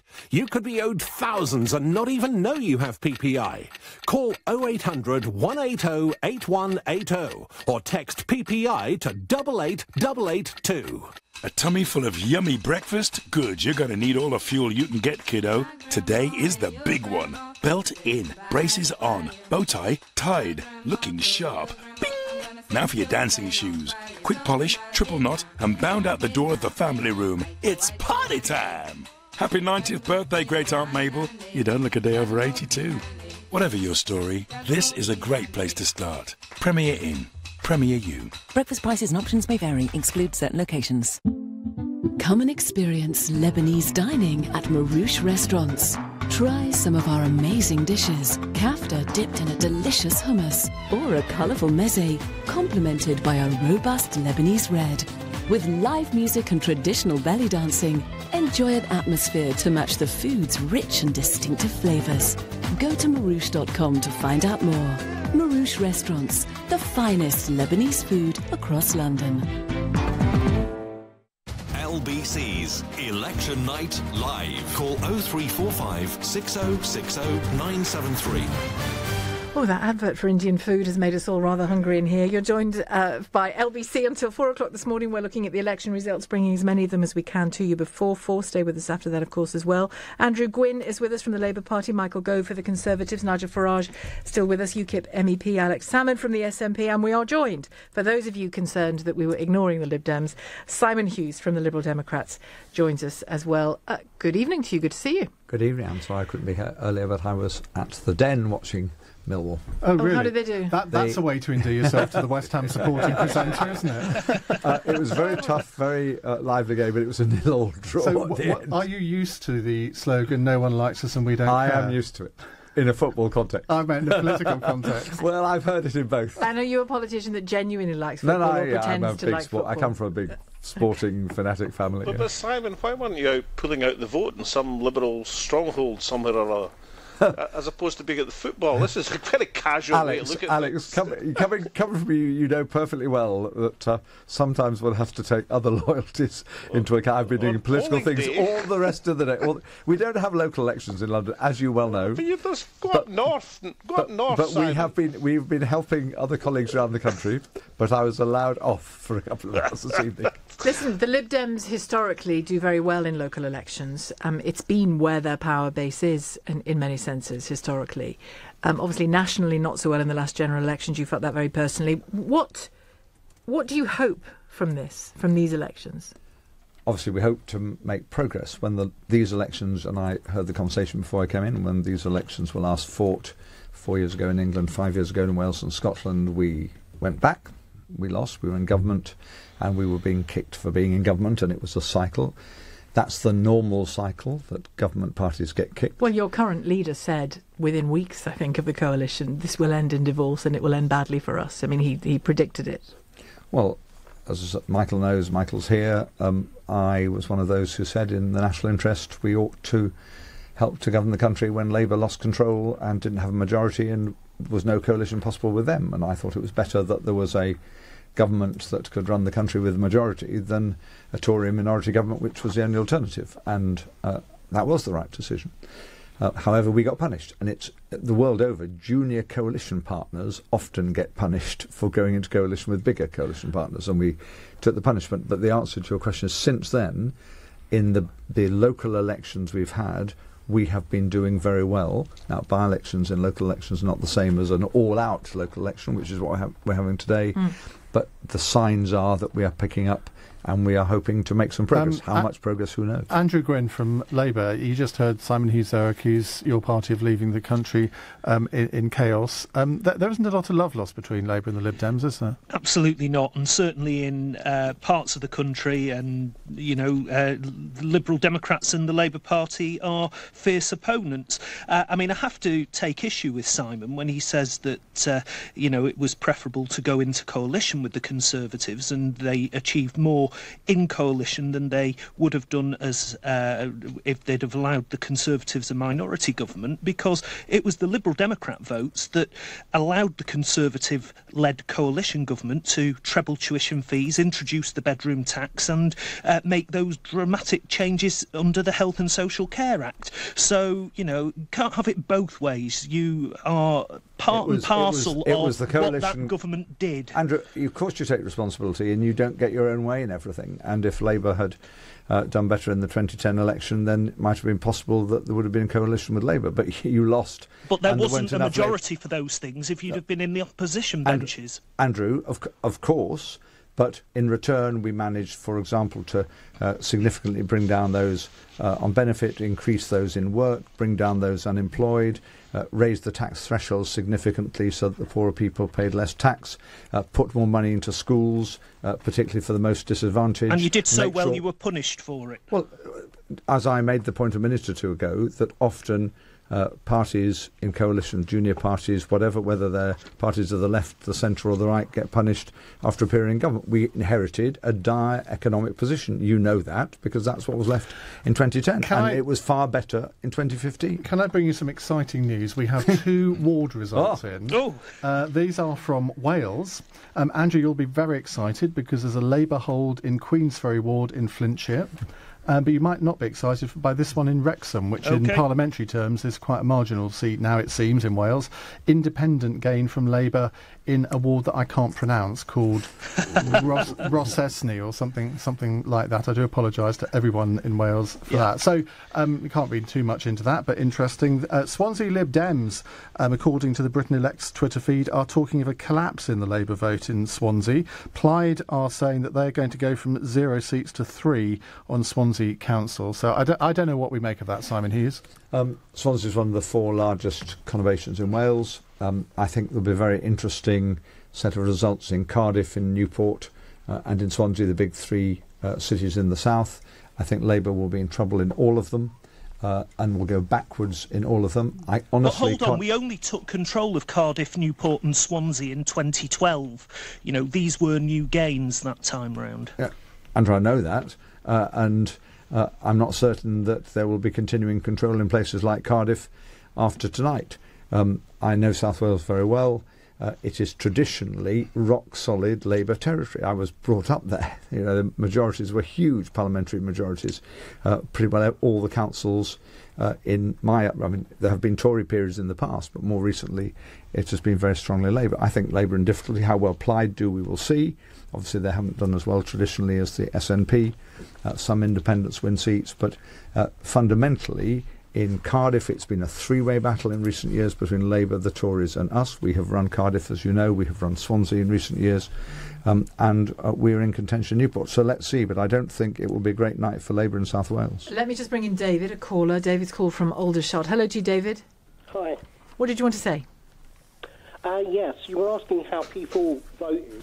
And I wrote on my ballot paper that that we're spending a fortune on looking after criminals, but virtually nothing on looking after crime victims who develop mental illness, because I happen to be in that category and I know what I'm talking about.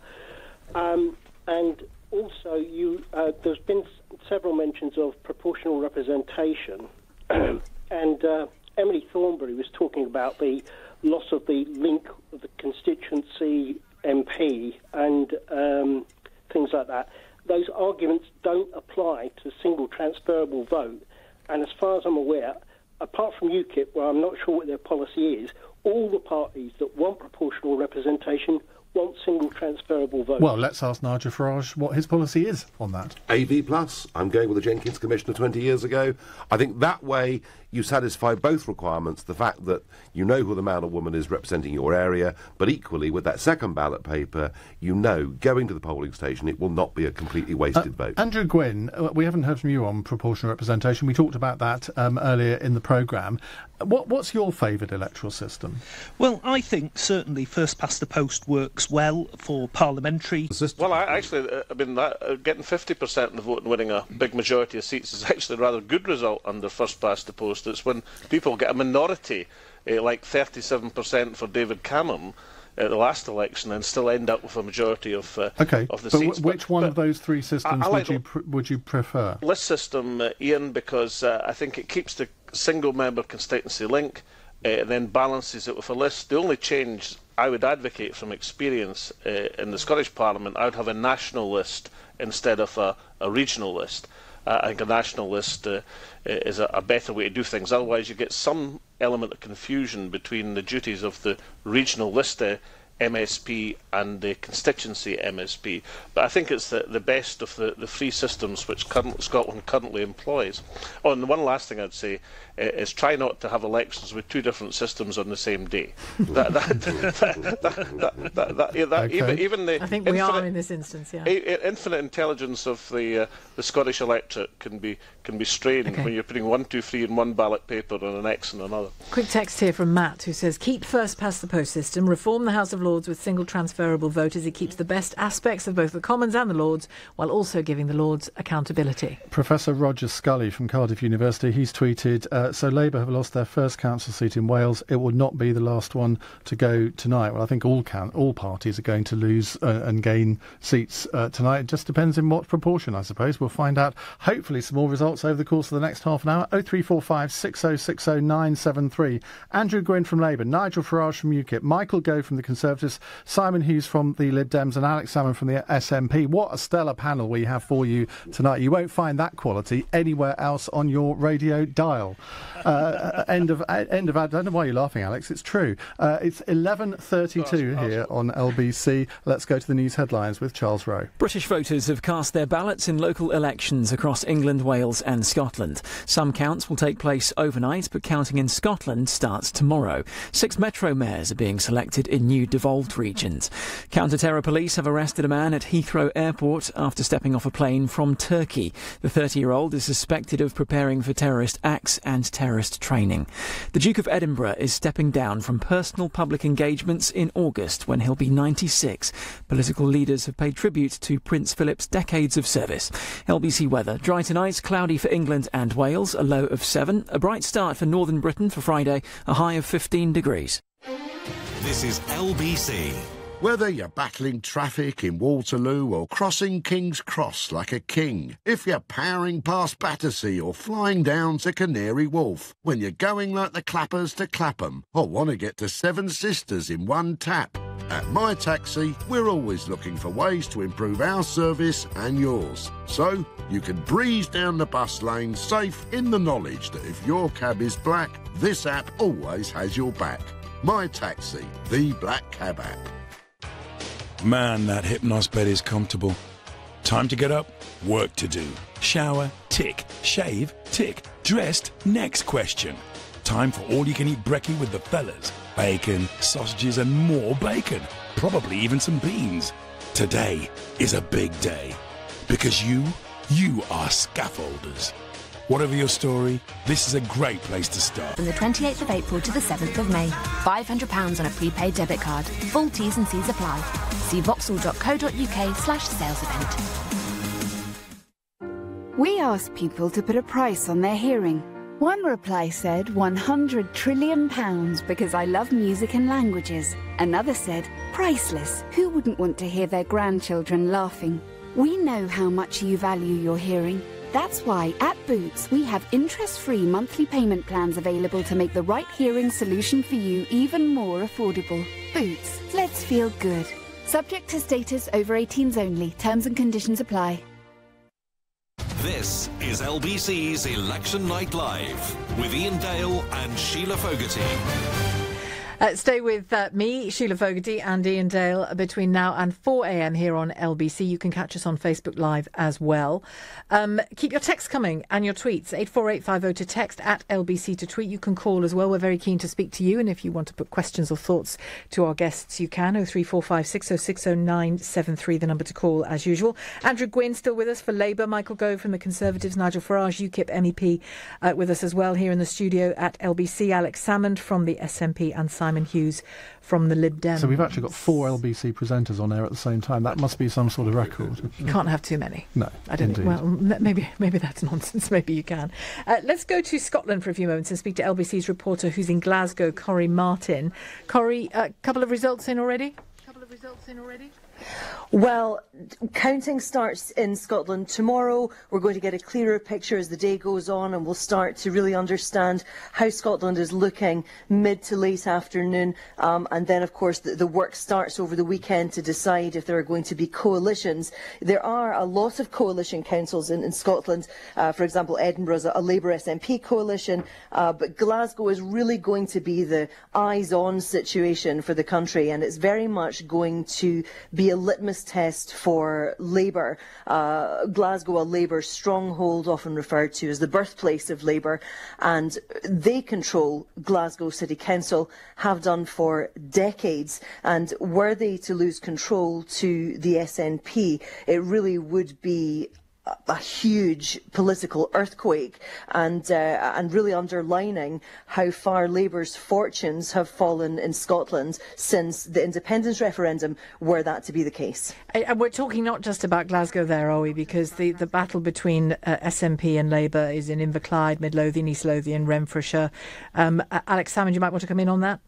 Yeah, I mean, despite the fact, in 2012 the SNP outpolled Labour in the first preference vote, Labour still dominate Scottish local government. I mean, as of this moment, they control or are leading the administration in 17 out of the 32 local authorities. Now, it's possible, it's not a forecast I'm making, but it's entirely possible that as at tomorrow, they won't be in the lead in any administration, in any local authority across Scotland, and that would be a dramatic turn of events. Andrew Gwynn, what does this do to our politics if Labour's defeat is as big as some are suggesting it will be, not just tonight but on June the 8th as well? But without a doubt, this is always going to be a tough election for Labour in Scotland. It's the first local election since the independence referendum, and also following 2012, where we significantly exceeded our own expectations. The binary constitutional debate in British politics as it is now between yes and no in Scotland, remain and leave throughout the UK, it's squeezed our vote. Now, I believe Labour is proud to offer an alternative to the SNP and Tories. But why should it have squeezed your vote rather than anybody else's? Well, look, Ian, it's where we are in politics. Well, it's in enhanced Scotland. the Conservative vote. Sorry, I feel like we're ganging up on you, but that's a point that needs to be made. It's enhanced the Conservative vote in Scotland. Because what has happened since the referendum in Scotland is that the Labour vote has fragmented between those that have gone to the SNP and those that have gone to the Conservatives as the alternative to the independence movement, and that has left the Labour Party in a very difficult position, and it's going to take some time to recover. Andrew, Simon here. The thing that people would not understand as an explanation is how when there's a Tory UK government, the principal UK opposition party is not making gains, first question, which normally happens. And secondly, where there is a Scottish SNP government, why the principal opposition party in Scotland, namely Labour, is not making gains.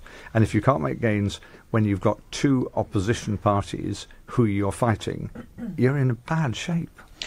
We are in a very difficult position in Scotland. There's no hiding from that. You know, you look at the results from the 2015 general election. You look at the impact that has had.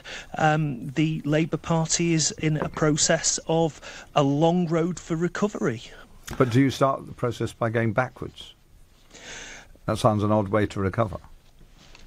We start the process by understanding that that politics has changed in Scotland, and that we have to learn the lessons both from the referendum, but also from the absolute battering that we took in May 2015. And I think, Simon, your question, do you start by going backwards? I think sometimes isn't the answer to that yes. If you look at the Conservative, and Michael, you might want to come in on this, the Conservative experience during the Blair years was, in a sense, to go backwards before it went forwards again, and you went through leaders like a dose of salts for a period, didn't you? Yes, it wasn't a very happy period for the Conservative Party when Tony Blair was Prime Minister, until David Cameron came along. So yes, I sympathise with the position that Andrew finds himself in, that after Ed Miliband, most people would have thought, well, the Labour Party has reached rock bottom, and then unfortunately in Jeremy Corbyn, someone significantly less suitable than Ed Miliband to be Prime Minister became Labour's leader, and that means that decent Labour MPs like Andrew have a tough fight. Is it about the leader? I mean, Andrew said about it rightly that Labour are suffering because of the independence question, because of the European question. But the difficulty is, Andrew, that you're suffering because you're not trusted on independence, and people are uncertain where you stand on Europe. So on the two, very, very large, the dominant constitutional issues of the day, people either don't trust you or don't know where you stand. And if you don't have a defined position on some of the biggest issues facing the country, whether it's Scotland or the UK, then it is difficult. And I think that's an issue that goes far beyond leadership. That's an issue of whether people are going to connect with you on the big issues. Alex, thank you very much for that. We'll come to a call in just a second. But Michael Gove, you had a couple of snippets that you were looking at on your phone that you wanted to bring us. Yes, Michael Savage, the Times political reporter, was pointing out that apparently the news that he's getting on the ground in Wales is similar to the news that you were sharing with us earlier, Ian, that there's been a significant drop in the Labour vote. Also, the Tees Valley mayoral race may be closer than had been thought. Many people had assumed that this would be a shoe-in for Labour, and it's the part of the northeast that takes in places like Darlington, Redcar and Middlesbrough, all Labour heartland areas. But apparently, and this is only, of course, a tweet and only speculation at this stage, but it is the Times, so it's well-informed speculation. Apparently that will be closer than many people thought. Well, that would be an interesting one. Let's go to Tim, who's in Cardiff, which is obviously a key battleground tonight, but also in the general election. Tim, what would you like to say?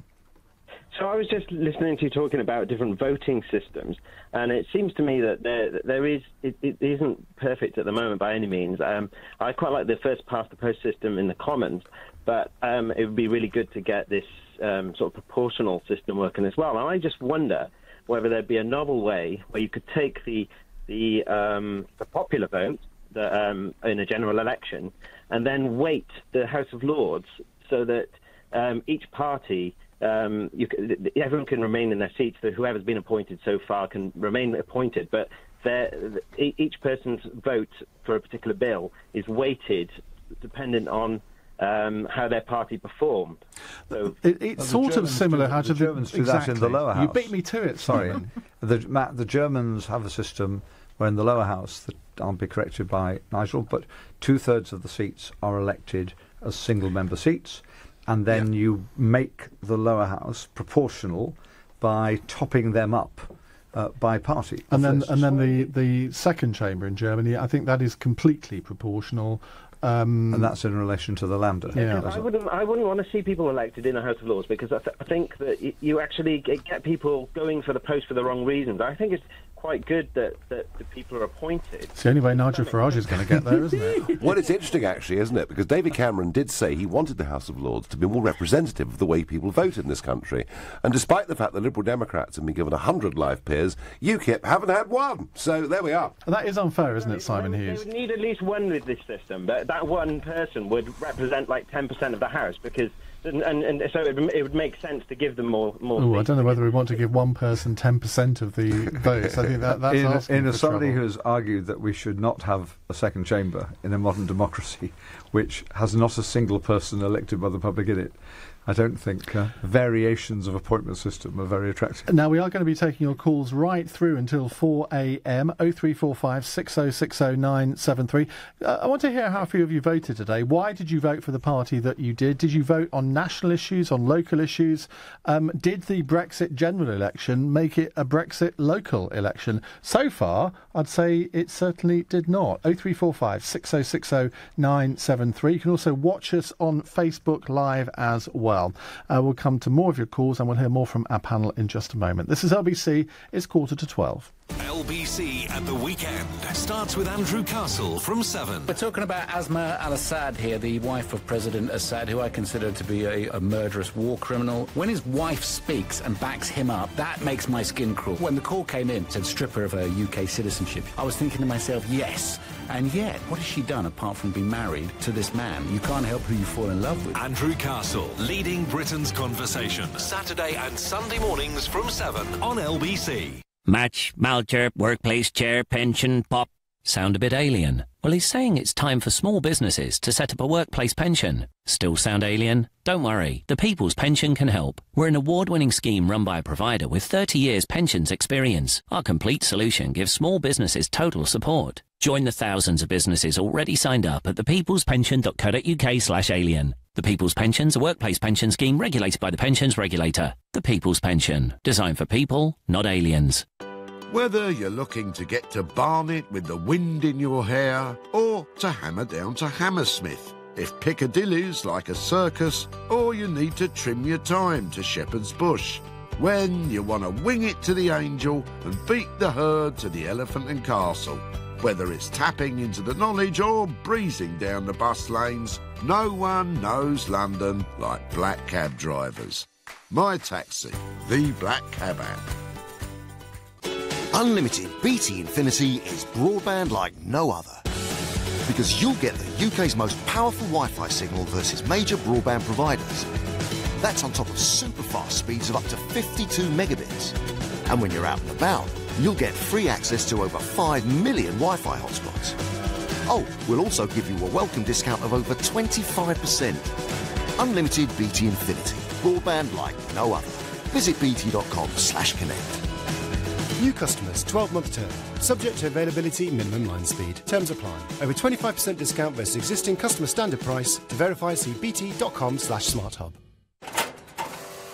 When was the last time you saw the cost of filling your car come down? Well, it just has at your local Vauxhall retailer. On top of our other great offers, Vauxhall are giving away £500 of free fuel with a new car or van at their sales event between the 28th of April and the 7th of May. Just go to your local Vauxhall retailer or search Vauxhall sales event. Simple. On selected models across the range registered by the 31st of May at participating retailers from the 28th of April to the 7th of May. £500 on a prepaid debit card. Full T's and C's apply. See vauxhall.co.uk/sales event. You can earn more with a degree. And you can get a degree in just 2 years with a course at GSM London. Degrees are awarded by Plymouth University. And if you don't have a formal qualification, you can start on our foundation year. Places are available for June at our Greenford and Greenwich campuses. Enroll now. Text GSM to 66777. Or visit gsmlondon.ac.uk. GSM London. Have bold dreams. This is LBC's Election Night Live with Ian Dale and Sheila Fogarty. It's 12 minutes to 12 here on LBC. Andrew Gwynn has said goodbye, so I'll say goodbye even though he's gone. He's been a good sport, actually, because he's been on a little bit of a sticky wicket, I suppose it's fair to say. Michael Gove is here for the Conservatives, Nigel Farage for UKIP and Simon Hughes for the Liberal Democrats. Sheila. Yeah, there's a text here, Nigel Farage, saying, is anybody going to have a go at Nigel Farage on LBC for backing Le Pen? And I should read the full thing. And UKIP isn't a racist party, right? Well, I've sat for 18 years in the European Parliament, and I've watched the French National Front, and I've at no point wanted UKIP to do a deal or be in alliance with them in any way at all, because I've always taken the view that the party's roots were deep in Vichy, that anti-Semitism was part of their DNA. I've never wanted to go there.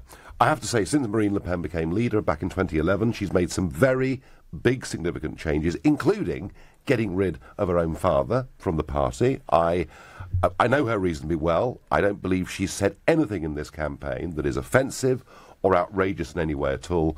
But the key to it was I have supported and backed a French Conservative called Nicolas Dupont-Aignan for years. He's an Assemblée Nationale member. He got 5% in the first round. He has now teamed up with Le Pen. She's resigned as president of the French National Front. And on Sunday, the French effectively are having a referendum, because you've got Macron, who wants more powers to go to Brussels. But didn't she resign at the point that she did because she needed to detoxify yet further? She has been distancing herself from the old National Front ever since 2011. That process continues, but ultimately, but to do the last bit of it 2 weeks before the general election. Well, it's been a gradual process. But as I say, she's teamed up with a deeply respectable Conservative. I have no reservations about her. But I would admit, I still have some about the party. Alex Salmond, I do apologise, I forgot to introduce you. Well, I was just going to say that should balance things out, shouldn't it? For France, on one side we've got Barack Obama, on the other side we've got Nigel Farage. Should be ixy-pixy then. Well, you know, Alex, funny, isn't it? But Brexit happened last year and Trump happened last year. And I'm not saying Le Pen's going to win, but I tell you something. Over 40% of the French people on Sunday are going to vote for a candidate that wants to leave the European Union, and that actually is very, very significant. Can I tell you something? That outside nominations or endorsements, doesn't matter who it is, whether it's you or Barack Obama, never work anyway. There's no point in you liking or not liking Marine Le Pen. This not going to have no effect whatsoever on the French presidential result. Michael, you've got a minor result, but an interesting one nonetheless. Apparently the Conservatives have gained Bedworth North from Labour. I think that's in Warwickshire. Exactly. Near Nuneaton. And the Liberal Democrats have gained a seat from Labour in Monmouthshire, Caldecott Castle, which sounds a delightful place. Very nice. Yes. But, I mean, look, I must point out, we can't read anything into these early results because they are just ward results. They're not council results. They're areas where maybe only a couple of thousand people have voted. Although county council seats tend to be more like 5 to 10,000. But with respect, you can read stuff. All of us know, having gone to local election counts, that actually it's ward by ward that you build up the composition. So if a ward changes hands, whether to the Tories in Warwickshire or to Liberal Democrats in Gwent. Interesting turnout figures. In Monmouth, 43%. That's high. And another one I saw in Wales, Merthyr, I think it was 37%, That's which high. in a local election it would be, 25 to 30% normally. If you get over a third, I think my colleagues would confirm, if you get over a third in a local election, other than in very exceptional circumstances, that's a decent you're doing showing. well. Michael Gove, are you expecting blue areas to go even bluer? Or are you expecting red areas to go blue? I think that there are some. It seems as though there are 1 or 2 red areas that will go blue. I think that if you look back 4 years, some of the blue areas, I think you reached, it's a cliche, a high watermark. But I do think that there are some areas where Theresa May's particular appeal will mean that some ex-UKIP voters will come over to the Conservatives and some will switch direct from Labour to Conservative. How many? I don't know. At this stage, when the results tomorrow morning make a complete fool out of any prediction that I might make, I'm inclined to be cautious, but I do think that we will see some incremental advance. One of the interesting things, just quickly, is with Nigel here, is that if the UKIP vote falls, it would be expected probably to go to the Tories, and therefore in places that normally we and the Tories would be fighting, and where we might hope to make gains, actually that might be more difficult because the Tories will be bolstered by extra UKIP votes going over to them. So it isn't a simple bilateral set of decisions. Exactly. Conservative council candidates in Wales are Theresa May's candidates, the party has claimed, which I suppose factually is true. But this is all adding to the presidential portrayal of Theresa May, isn't it, when even local council candidates are being asked to call themselves that? I've had a look at some of the election literature since the point was made earlier, and everywhere I can see that Conservative brand and logo on all our literature. But naturally, when you've got a tremendous asset like Theresa May as your leader, then you're going to want to ensure that people recognise that... You weren't saying that in July. I thought it was you that wanted to be leader. Yes, but I have said since then repeatedly that I made some mistakes in my political career, and one of them was not recognising that Theresa May was the right person to be the leader. What she got that you didn't have? Well, have you got all night? Great shoes, great shoes. Although you have I think this show's on until 4 o'ck in the morning. She's got the job. Look, Alex, us exes need to stick together. At least I got there.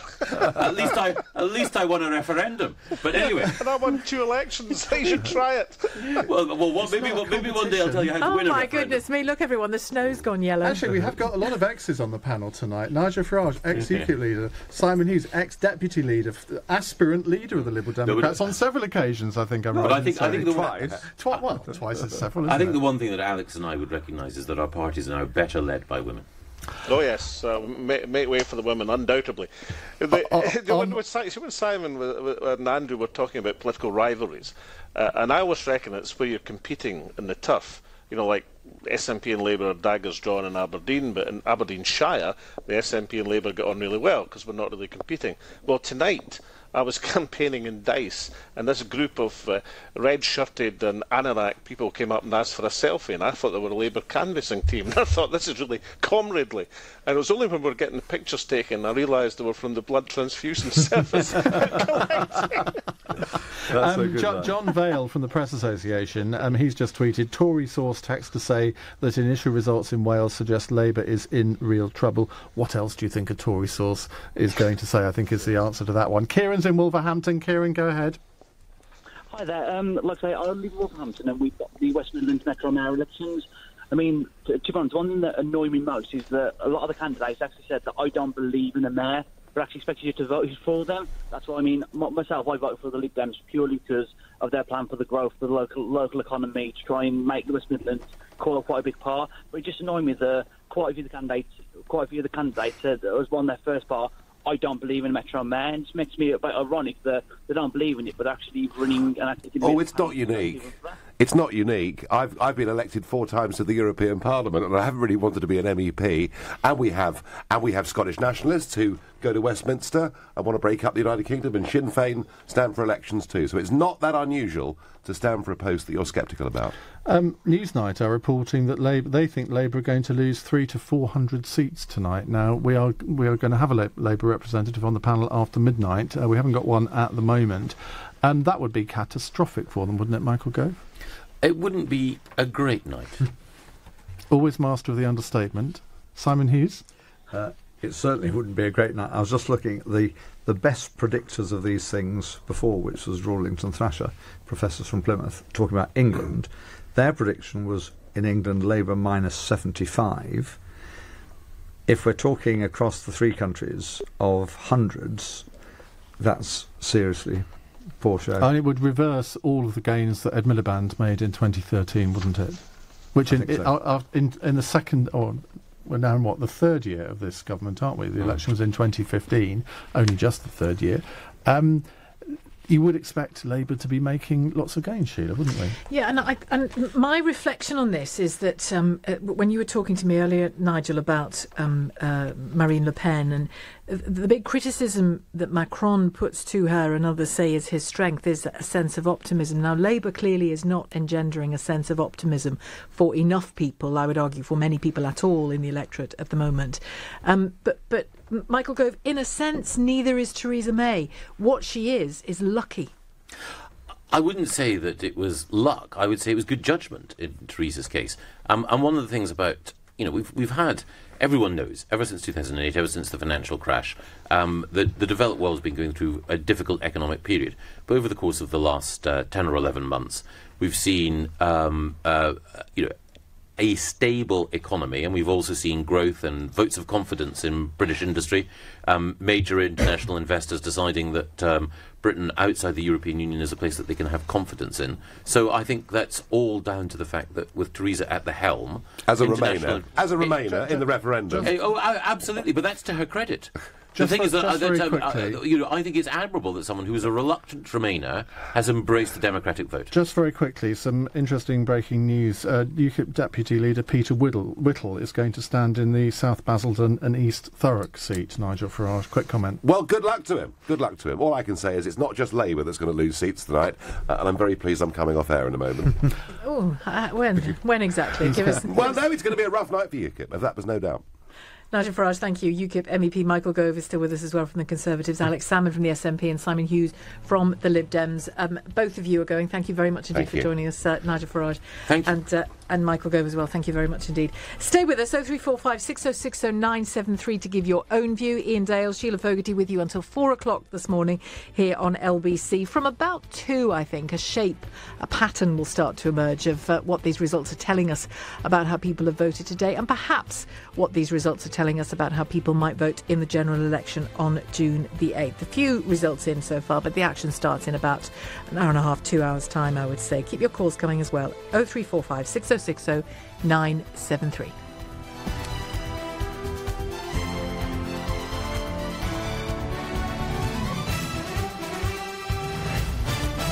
On FM, online, on your mobile and on digital radio.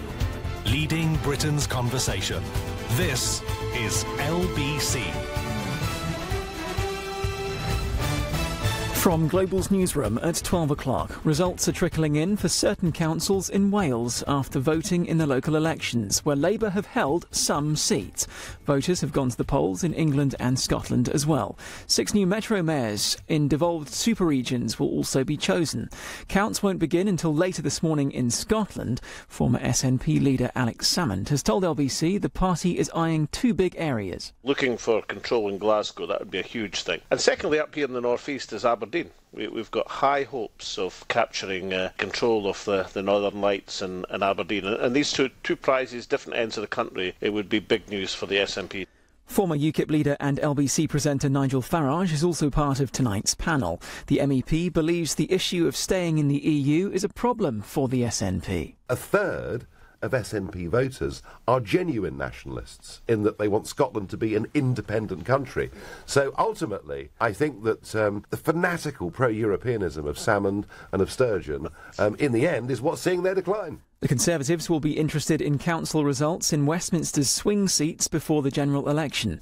The Lib Dems will hope to pick up votes from their desire to stay in the EU single market after Brexit.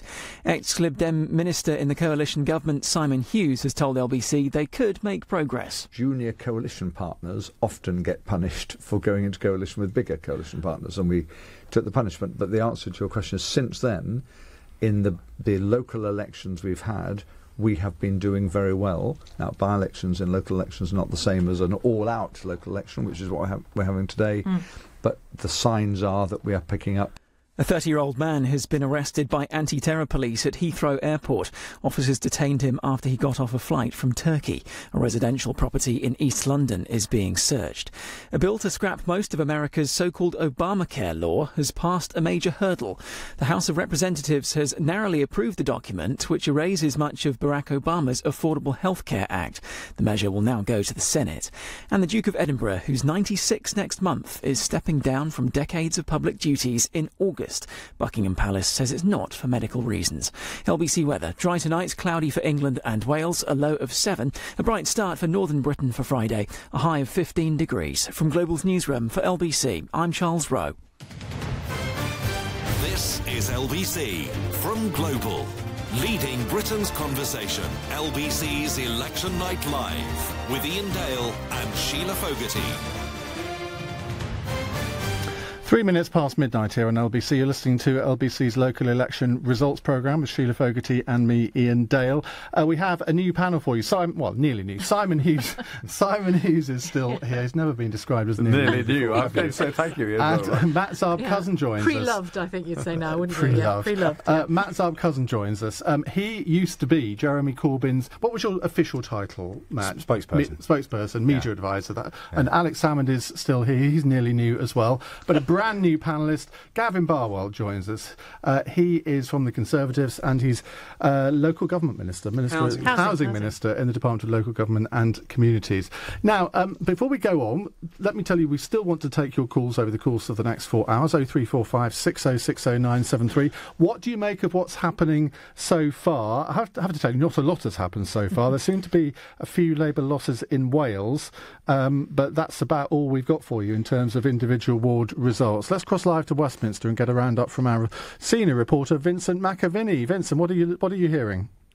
Well, things I'm looking out for tonight, Ian, these results in Wales, now we've only got two of them, it's Wrexham and Caldecott Castle. They are both Labour losses, and Labour's demise in Wales could be historic. A recent general election poll had the Conservatives at 40% and Labour down at 30%. Now, if that came true, it would be a historic moment for the Tories, who in 2015 got just 27.2% of the vote, and Labour losing an election there in the general election would be the first time since World War I. So we're going to watch carefully those results coming in through the night. And down in the southwest, we've heard a lot about the Lib Dem fight back even before this general election. And historically, the Lib Dems do well in local elections, and the southwest used to be a real power base for them. All that changed at the last election. So we'll see whether they've managed to turn it around, revive their fortunes. Tim Farron has been down there quite a bit, and we'll see if they are going to sort of take those seats or whether the Conservatives are managing to hold on. And looking also at Essex, the results that are going to come in there, UKIP made significant gains in 2013, but it looks like a lot of those seats might be going to go back to the Tories. Now, the UKIP election strategy has been slightly erratic. I was at the launch of their integration agenda a few weeks ago. It was widely criticised as Islamophobic, and Paul Nuttall, who has run himself, he lost the Stoke by-election, he's running in Boston. He is sort of very much the kind of biggest name running for UKIP. The other names that they have, Nigel Farage, Suzanne Evans, they're not running this time round, so it'll be a bit of a test for UKIP tonight.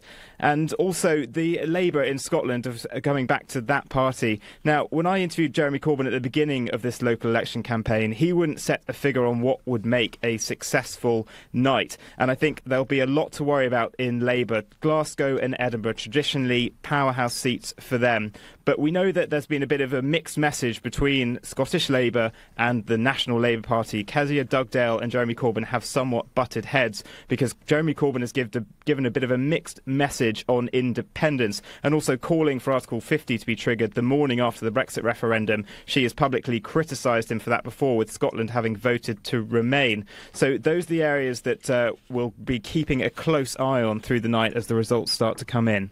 Thank you, Vinny. Vincent McAviney, LBC's senior reporter. Simon Hughes for the Liberal Democrats, who's here. What is interesting about this local election, we were just reflecting on during the news, is that, yes, we've had some simultaneous local and general election voting in the past, but this these local elections are, in a sense, I can't remember, are a real warm-up act for the general election. The big question is, will they just echo what we're about to see on June the 8th? Will it just be the shape of things to come? Sheila, I think you're right. Certainly we've had fairly frequently, coincidentally, local and UK elections. I actually don't think that's a good thing, because then people vote locally on national issues and you don't vote as you should do for your local government on local issues. I, like you, can't remember, I was trying to recollect, when we've had local elections, major local elections, every council in Scotland, every council in Wales and many councils in England, after a general election has begun. The general election formally began at midnight last night, first day local elections. I think the difference will be that, let's say, a third of the people vote roughly in local elections. Nonetheless, the significance will be that if Labour and UKIP see their votes fall significantly, and if the Tory and Liberal Democrats' votes go up, which is what the predictions are by the people who know most about these things, and what certainly we hope ours will, then I think that will accelerate that movement in the general election, because people will read it in the papers, they'll hear it on the radio, they'll hear it. It will just give them the nudge. It'll be the backdrop. It'll be the backdrop, and people will see the Labour Party and UKIP collapsing, and therefore they'll say, I'm not going to back a loser. There's actually been a Labour gain in Monmouthshire, so one Labour loss and one Labour gain. That's our cousins. Perfect on that note. I think what we're going to see is Labour and the Tories much closer in the share of the vote than what the polls suggest, and I think what we could see is and obviously what we expect is the UKIP vote to be hoovered up by the Tories, and that's obviously going to happen in Wales, and obviously Scotland's exceptional circumstances, something that's happened over a long period of time. In England, I think we are going to see the Labour and the Tory vote very much closer than the polls, and I think that over the course of the campaign, the polls are going to tighten, And I don't think this, to disagree with Simon really, I don't think this is going to reflect the general election result. I think we've got a long way to go in the campaign. What would be an acceptable result for Labour tonight, an acceptable result for Jeremy Corbyn? I think in the context, with the fact that 4 years ago, this is the last time we voted on these particular seats was 4 years ago. And I think we peaked in 2012, and that's because we took a lot of the Lib Dem vote because they were in coalition with the Tories. Obviously, that's not the case anymore. UKIP's now collapsed because of Brexit, and the Tories have picked up a lot of the UKIP vote. So I think in the context, probably expected to lose about 100 seats in England. If some of my programmes are anything to go by, the Tories are picking up quite a lot of Labour votes as well, and one such caller, one such listener and caller is Paul now in Liverpool. So answer what Paul says, if you would, in a few moments, sure. Matt. Paul, good evening to you, or good morning now, actually. It's 10 past midnight. You voted Conservative, and because I know Liverpool, I know that if you've voted Labour all your life, to turn and vote Conservative is quite a turn. Tell me why you have. Well, I actually did vote Conservative in 1997. Okay, so not the first time. You were going against the trend there, weren't you? Yeah, I was a former member of the Labour Party, but I gave up on Labour and I began to support UKIP. I voted UKIP in the last general election. But this time, it's the first time for 20 years. I never thought I'd do it again, but I've actually voted Conservative. But I've rang a few friends up, and they've voted Conservative as well, which has surprised me, But a lot of people just see the Conservatives now as the only really credible party of government, The other parties they've lost credibility. And what is it about Theresa May's Conservatives that really won your vote? Is it her absolute approach on Brexit? Well, she seems a very honest and straightforward politician, and she's been very tenacious on this, pushing this Article 50. There was a lot of opposition to it. I think she's proved her worth as a leader, and I've got confidence that she's going to take the country. But a lot of people will say that's what they see in Jeremy Corbyn, that he's a straight and honest leader. Why do you think that Theresa May is getting the rub of the green on this and Jeremy Corbyn isn't? To be honest, I think Jeremy Corbyn is a disgrace. I can't believe that the Labour Party will present the British people with Jeremy Corbyn as the leader. I think that's just disrespecting the British public. Matt, well, hang on, Paul. Let Matt come back on that. Well, the Labour Party lost two general elections, lost in 2010, lost in 2015. And the members who decided who the leader is, the Labour Party needed to go in a different direction from New Labour. And the New Labour made a lot of... Sorry, say that again? They weren't listening to the Labour voters. We don't like Jeremy Corbyn. He is not a traditional Labour man. He supported the Irish Republicans. He's linked up with all these Palestinian causes. He's not a patriot. He's not like James Callaghan. He's not an old-fashioned Labour guy. Paul, Matt worked very closely with Jeremy Corbyn for 10 months. He saw him every day. He knows him a lot better than any of us around this table. So let Matt just explain to you why you're wrong. Well, I think that what Jeremy Corbyn would do if he was Prime Minister is he would hand power back to the people from the 1%. We've got a runaway 1% elite in this country, corporations that are have their hold over the government, and there's a rigged system. And what we want to do is hand power back to the people. We want to fund the NHS properly. We want to stop, tax cuts to the wealthy, tax cuts to big business, and we want to ensure that public services are properly funded. And Jeremy Corbyn is on the side of the people, as far as I'm concerned. The guy is completely honest. And I take your point, about what has been reported about his past. But you have to remember, Margaret Thatcher met the IRA. Tony Blair met the IRA. Yes, absolutely. It absolutely did. Personally? Yes, absolutely. That has been reported. Yep. Okay, and take your word for that one. And that was part of the peace process. And eventually that was delivered. And He absolutely loves this country. He loves people. You can see it out on the campaign trail. He's out meeting people. He wants the best for Britain. And, I don't take the point that he's not a patriot. Monmouthshire is all over the place today. The Conservatives have now taken a seat from the Liberal Democrats, so there seems to be a lot of churn in Monmouthshire for some reason. Interesting result, Mark Pack, the Lib Dem blogger, is reporting. There was a by-election in Camden.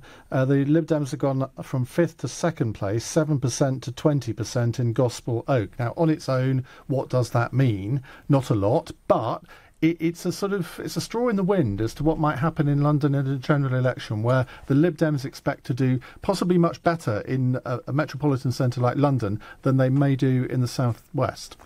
I wouldn't just make it as a London point, although you reported Gospel Oak by-election in Camden.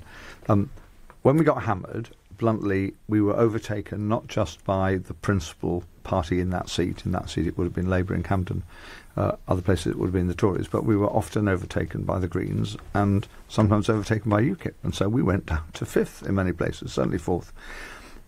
I know from the campaigning I've done in the last year in London and elsewhere that we are much more likely in all the places we stand now to come in the top 3 at least. And if you look back over the by-elections over the last year, we have by far exceeded all the other parties in terms of net gains in by-elections. Now, by-elections aren't general elections for councils. I understand that completely. But I think we're in a different political place. People understand the politics of... all 3 countries are different. Let's taking just for a second. The politics of England are that UKIP are in a busted flush in the sense that they campaigned for us to leave the EU and that decision was taken. So they're much less strong. The Tories are clearly strong and the Prime Minister is clearly presenting herself as a strong leader.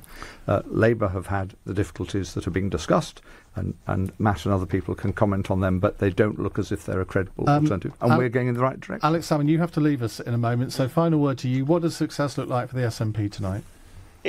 Well, success, as I say, our 2 big prizes would be Glasgow and Aberdeen, but there's many other councils where we're hoping to be in the lead. We want to win the election, and that's how success should be measured in politics. The forecast you had a few minutes ago about hundreds of Labour losses, I wasn't clear if that was in England or England, Scotland and Wales. I think nationally throughout the whole country. Well, it would be difficult actually for Labour to lose more than, let's say, 100 seats in Scotland because of the STV system, because it does give you a floor on the number of seats you have. I mean, they had 394 at the last election, so if that is something genuine as opposed to some sort of pre-count rumour, then that would be deep trouble. The one last thing I would say, although I agree with what Simon says about you get some sort of halo effect from success, and certainly we're hoping for that tomorrow in terms of going into this general election, it's also the case that these are different things. I mean, you get different percentage of votes. Rural areas vote in different percentages from urban areas in local elections, middle-class areas from working-class areas. And also, if the Tories do extremely well in England, let's say, and Scotland perhaps as well, who knows, in these elections, you might get the counter effect as well. A lot of people might say, well, it's time to put the hems on the size of the Prime Minister's majority. Because certainly I'm finding on the doorstep a lot of people don't like the idea of untrammelled Toryism stomping over all opposition. Well, perhaps some people don't like the thought of untrammelled SNPism trampling over the opposition in Scotland. Yeah, sure, but if this was a Scottish election, that might be some sort of argument you could bring into play. And even you've realised we're talking about a general election where they're looking at what even I've realised that. Thank you for your patronising comment. Well, I wanted to leave you as we discuss this on a weekly basis here.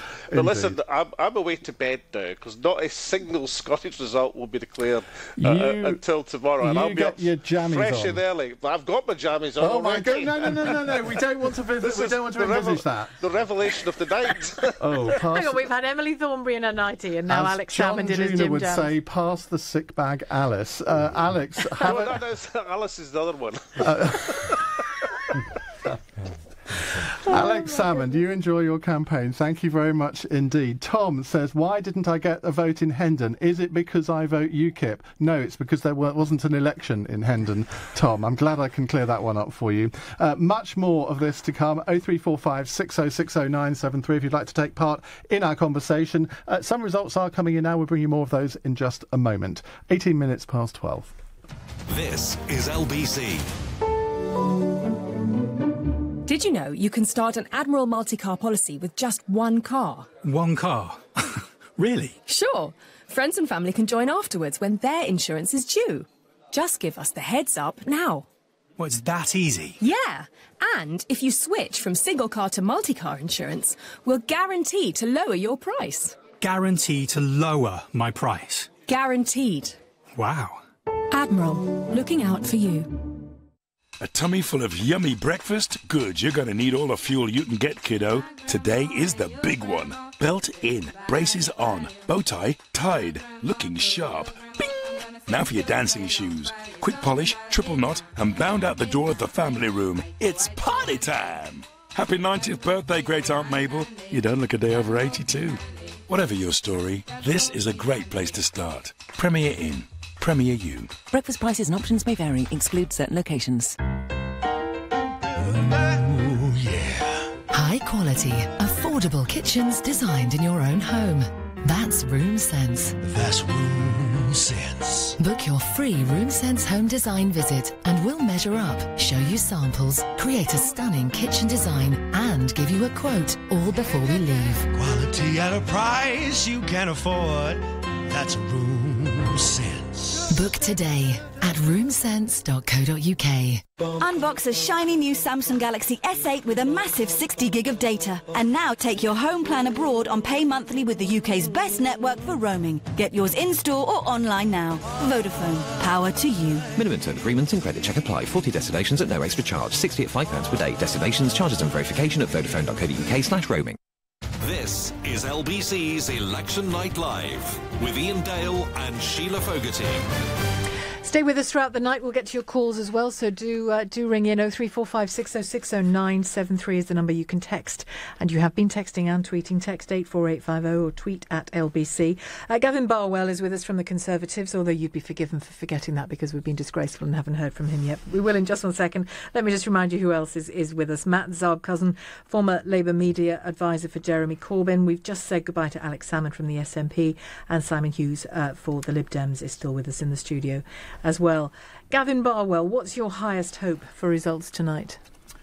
Well, I think the governing party making gains in midterm elections is normally a very unlikely thing, but if we can make progress, that would be very encouraging. You know, obviously, the initial feedback is very good. We're gaining seats from Labour and from the Liberal Democrats. I've just seen picking up Harlow North in Harlow in Essex and Blandford from the Lib Dems in North Dorset. Just picking up on Matt's point about the sort of comparison with when these seats were last fought. Of course, in addition to the normal elections tonight, we've got lots of local government by-elections. And I just picked up a result from Bedfordshire. So the comparison there is not with 4 years ago, but with 2015, the general election. And the Labour vote's down from 23% to 14%. So you can see it's not just the sort of historical comparison with 4 years ago. You can see the effect that we're seeing in terms of the collapse in the Labour vote. So these are very encouraging results for us right across the country. Bear in mind, we've actually only had about 42 wards have reported so far. Political Butting, helpfully, have a spreadsheet now. Conservatives are up 3, Labour down 4, Liberal Democrats equal 0, Independent up 1, and UKIP -1. So, I mean, again, straws in the wind. Bear in mind there are 4,800 seats up for grabs tonight. This is very, very early days, but certainly in Wales, Gavin, it does seem to be, so far, a good night for the Conservatives. Everyone seems to be predicting Labour's demise in Wales. Sources are saying that the Cardiff City Council leader, Phil Babe, I think it is, he's going to lose his seat to the Conservatives. Now, we're trying to, over the course of the next few hours, look at what this might mean for a general election result. And you will have seen the poll in Wales that showed the Conservatives had, I think, for the first time since 1850, although the Labour Party wasn't actually around then, so I don't know how that statistic is even relevant. What are you expecting in Wales? Well, I think in Alan Cairns and his team, we've got an excellent team in Wales. We've got some fantastic candidates. I think we've seen real progress there over a number of elections. Actually, we did better in Wales in 2015 than we did, back in 1992, which is the sort of previous recent high watermark. So we're hoping to make further progress, but I don't think we should allow these local election results to act as a sort of prediction for a general election. We shouldn't take anything for granted. They are different contests, fought on a different mix of issues. So the signs are certainly very encouraging, and I think you've seen a Conservative revival in Wales over a number of years, but we shouldn't read too much into these things. We can't take any votes for granted in the general election. Although with this overlap that Simon Hughes for the Lib Dems was talking about a few moments ago, this overlap of elections here, or these elections tonight being essentially a precursor to the general election in some senses, it isn't clear yet whether people are voting on a national basis today or not, is it? I mean, perhaps it will never be clear. Well, I think my own experience, and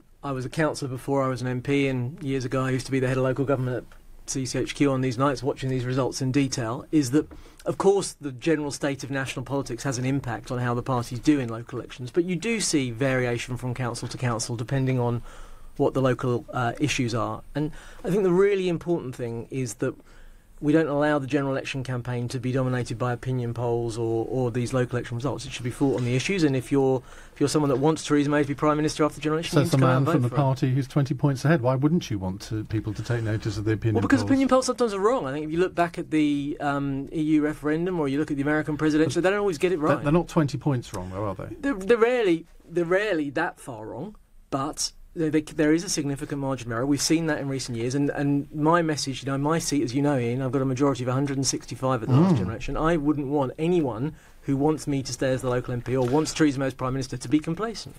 Can I just make, Sheila, a couple of points following your conversation with Gavin? Firstly, just quickly on Wales. Wales, Labour Party just did the calculations, start this election with 52% of the seats in Wales. So in terms of local government, they're the majority party. They have a majority, not just the largest single party, but they are the largest. Genuine power base. They have most of the seats. And of course, it's the only part of the UK where they are the government of the devolved administration. But secondly, one of the things that looks as if it's happening, and we expected it, is that if the UKIP vote is collapsing, it looks as if it's going to the Tories.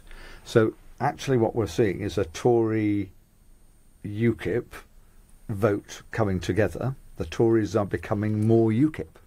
I mean, the reality is they're playing to that, and that reflects the Prime Minister's conversation and all that she said in the last couple of weeks. I think you were reading my mind, because that was the theme of the question I was about to put to you, Gavin Barwell. Matt Zarb-Cousin, who's sitting next to you, former Labour media advisor to Jeremy Corbyn, said it. Simon Hughes has said it. You're hoovering up UKIP votes. Your previous leader, the Prime Minister of the time, David Cameron, said these were a bunch of loonies, and now you're chasing their votes.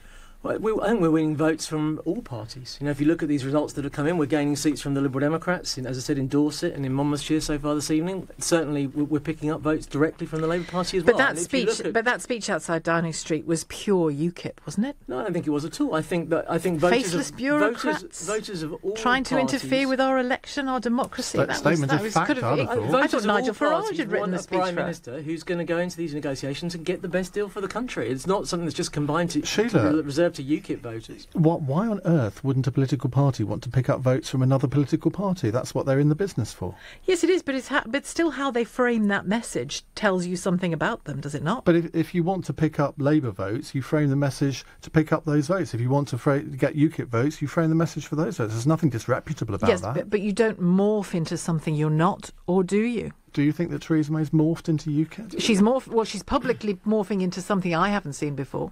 Would Ruth Davidson and the Scottish Conservatives be doing so well if this strategy was just about hoovering up UKIP votes? No, they wouldn't. I mean, the evidence is very clear that right across the country, we are the only party, actually, that is competitive right across the country. And that is because voters see that in Theresa May, we've got the right person to provide strong and stable leadership. There we go. Bingo! I had to say it. 25 minutes. I didn't say it the first time I spoke. Just quickly, you certainly are present in all three parts of Great Britain, as are Labour and us. I think you'll see at the end of the night that we will have made progress also in all three parts of Britain. And our case, to deal with Sheila and Ian's point 2 minutes ago, is that we are seeking to present ourselves as the only effective opposition to the direction of the Tory party. On Brexit, particularly. On Brexit and Europe. And it's hard line because we don't think Labour are being an effective opposition. The UKIP have remained. Let's go and see what's happening in the Northwest. Tom Dunn is our LBC reporter in Chester. Tom, any straws in the wind from the Northwest so far?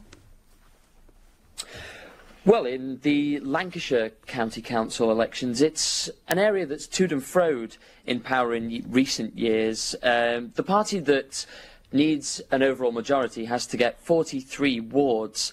Labour won last time in 2013 with 39, so essentially what we're looking at is that they need another 4 seats to gain a majority, and in Lancashire with 84 seats and 315 candidates, it's a hard ask, especially when you consider the Tory party have won the 2 before that with a majority, and they're looking at needing only what we're expecting, about 7 or 8 to gain a majority. So it's somewhere where analysts have said as well that it could prove to be a strong indicator for the general election. I mean, Lancashire, I think Nottinghamshire, Derbyshire, Northumberland, those are councils that I think most people are going to look at as swing councils. The Tories and Labour launched their local election campaigns in Nottinghamshire. A lot of effort has gone into Lancashire. Have we had any individual results yet in Lancashire? Not as far as I'm aware, no. I think they'll be coming through tomorrow morning, but... The turnout We're already in there. 2000... Yeah, it is tomorrow morning.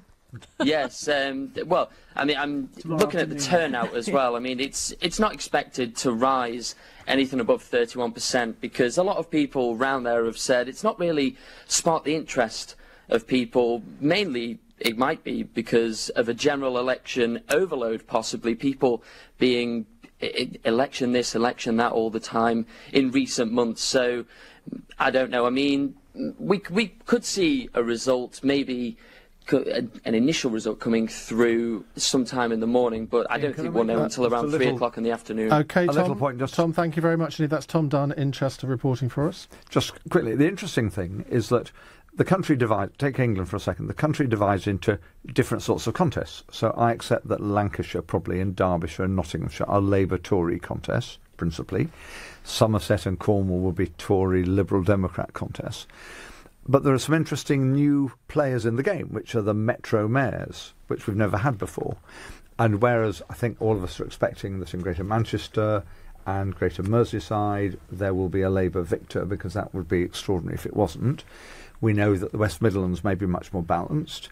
We know that the West of England is a place where Liberal Democrats may do best or better. Although Michael Gove was saying his soundings are that a surprise is coming in Tees Valley. Yeah. So there are some which are more marginal, but they're interesting because we've never had those before. And some people might think, yes, this is a really good idea to have somebody looking after the whole of a sub-region or a might region. talk a little bit more about that in a second. I also want to ask you, was Brexit a consideration when you voted in these local elections? Because in theory it ought not to be, because you ought to be voting on local issues, I suppose. But Brexit is the issue which hangs over politics more generally. It's certainly why the Prime Minister called a general election. 0345 6060 973.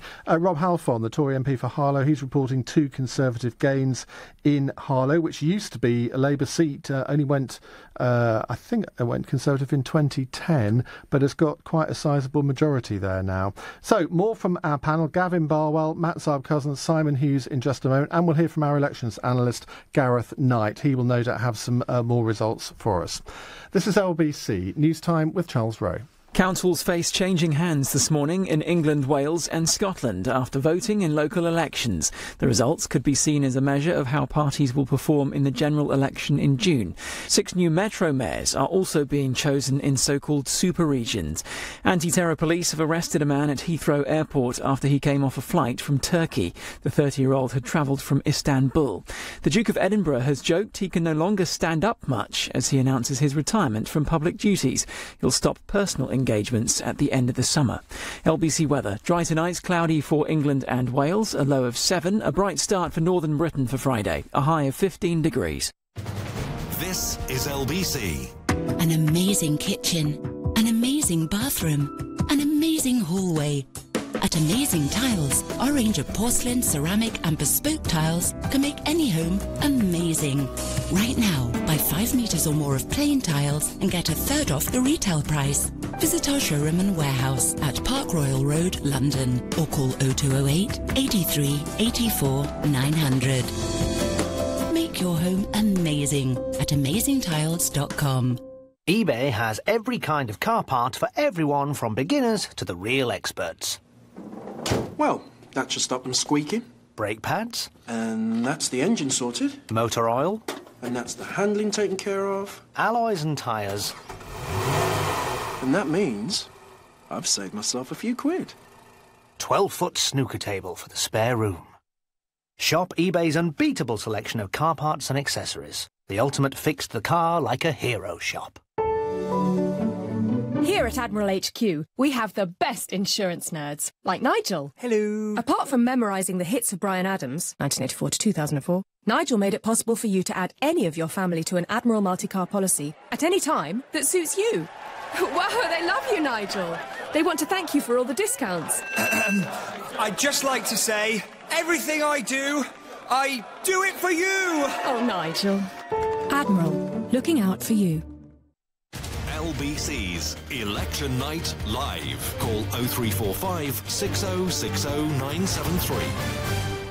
You are listening to LBC's local election night coverage with Sheila Fogarty and myself, Ian Dale. A little bit of news from the Nuneaton Fox on Twitter. We have to trust the Nuneaton Fox, who says the Labour leader of Warwickshire County Council is gone. He's lost his seat. Gareth Knight has rejoined us, our elections analyst. And what do you make of the few results that we've had so far? OK, so taking individual wards, we don't want to read too much into them. When you put them all together, there's a picture starting to emerge, and that picture is actually quite overwhelmingly good for the Conservatives. It's looking at the moment as if they're not only going to take back virtually all of the seats that they lost 4 years ago, but they're going to build on that as well. I haven't actually seen a specific ward yet that they didn't, that they've gained, that they lost, that they didn't hold prior to 2013, if that makes sense. Yeah, just about. But it certainly looks as if they're definitely on track to basically get all the losses back. And of course, that then you then have to go back to 2009 when the Conservatives were still building in local government. So it's actually looking very positive. It's still early days, though. There's a couple of interesting areas that are going to come in where we're going to be able to analyse the UKIP vote. Lincolnshire in particular, a very strong UKIP area. If we really want to see the impact of the UKIP vote and how that's translating into the Conservative vote, which is the general expectation, we'll get to see that in Lincolnshire over the next sort of hour or so, because there are results coming in. And is there a possibility that Warwickshire will end up in Conservative control, or is it too early to say that at this stage? It's too early to say as far as I'm aware, but their results seem to be coming in thick and fast. Certainly one of the results that came in, Michael, I think, briefly mentioned it, and Gary and I were outside when it came in as well. It is genuinely an unbelievable turnaround. I mean, it went from something like around about 900 votes to Labour to 450 votes to the Conservatives. And in one cycle, it's gone to something like 750 votes to Labour and 1,500 votes to the Conservatives. And there's no general election on the same day. It's a huge turnaround. Matt Zarb-Cousin, you were a spokesperson for Jeremy Corbyn until not that long ago. If these results turn out to be losses in the 300s, maybe even 400s for Jeremy Corbyn, it's too early to say yet, but if they are, what must his response be between now and June the 8th? Well, I don't think anything will change. We've got a general election campaign to fight in the next few weeks, and there's lots of things planned, and we're obviously Labour very fully aware of the scale of the task ahead, and I don't think these local elections are a reflection of what will happen on June the 8th. I think the turnout's going to be very low. The general election campaign has sort of taken over really in the public's mind, and people aren't engaged with politics at the best of times. I mean, so they're not. Lots of people don't even know there's local elections today. I mean, I think as the weeks progress, people become more engaged with politics, and I think that hopefully we have the debates as well. Jeremy Corbyn's one big success is that he has engaged people to join the Labour Party. But why hasn't that success translated so far into the electorate? Why hasn't he been able to connect with people who maybe aren't sort of on the left of British politics? Because he's got to win those people over to win a general election. Absolutely. And I think the main reason is people in their day-to-day lives aren't, they don't follow politics like we do. They don't follow it closely every twist and turn. When they live it. They live it, and the absolutely. But the problem with Labour is that for the last few elections, your party has been on the doorsteps and failing to convince them that you can change how they're living their politics. You can't even convince Labour MPs. Let me finish. What I'm trying to say is, when people engage with politics, when they have to, when they have a vote a decision to make, when there's a decision that's imminent. and they engage with politics, then that's when I think people will start to realise that Jeremy is not the person that has been portrayed by the media. And I think people just pick up little bits from the media, from the press and from the negative coverage from the establishment press, and it's always overwhelmingly negative. But this is all a bit excuse making again, isn't it? It's not. Well, absolutely hang on. In the same way that as Theresa May sat in the chair opposite people like Robert Peston and Andrew Marr, so did Jeremy Corbyn on a number of occasions. Equal opportunity to make equal impact. Let's have an equal opportunity. Let's have a debate. Let's have a live TV debate, and we'll see who the public will decide is the person that they want to be Prime Minister. Give the public that choice, because people don't follow politics like we do, and to the general public this election is not a foregone conclusion. People do not engage with politics the same way we do, and you have to give the public that choice. I don't think you can blame it on the media. I mean, the issue surely that Jeremy Corbyn has got is he can't even convince Labour MPs. It's not the media. In this campaign, I've lost count of the number of Labour MPs I've seen interviewed asked the simple question, is Jeremy Corbyn the right person to be Prime Minister? And they won't answer that question yes. That's his fundamental problem. Jeremy Corbyn wants to change the Labour Party. As I said, we lost 2 general elections, and we need to the party needs to go in a different direction if it's going to appeal to the British public again. The British public rejected New Labour. We need to go in a different direction, and that's what Jeremy's doing. Right, let's go to a call. Matthew's in Hinckley. Hi, Matthew. Hi. What would you like to say? Yeah, so I just wanted to say that I think we need to see more attempts at progressive alliances ahead of the general election. And I know this has been raised in the context of the general election. And my reasoning for that is because I think all too often Tories win not because they have a majority in a constituency of support, but because the vote against them is split, and that's primarily amongst centre-left parties. But you could say that about Labour and the Liberal Democrats. In seats that they win, it's because the opposition is split. Well, that's true, but I'm saying this as a progressive, and I'm saying this as someone who'd like to see... What does that even mean? Sorry? What does that even mean? To voters out there, you say, I'm a progressive. I'll tell you what, they don't talk about progressives down at the Dog and Duck, do they?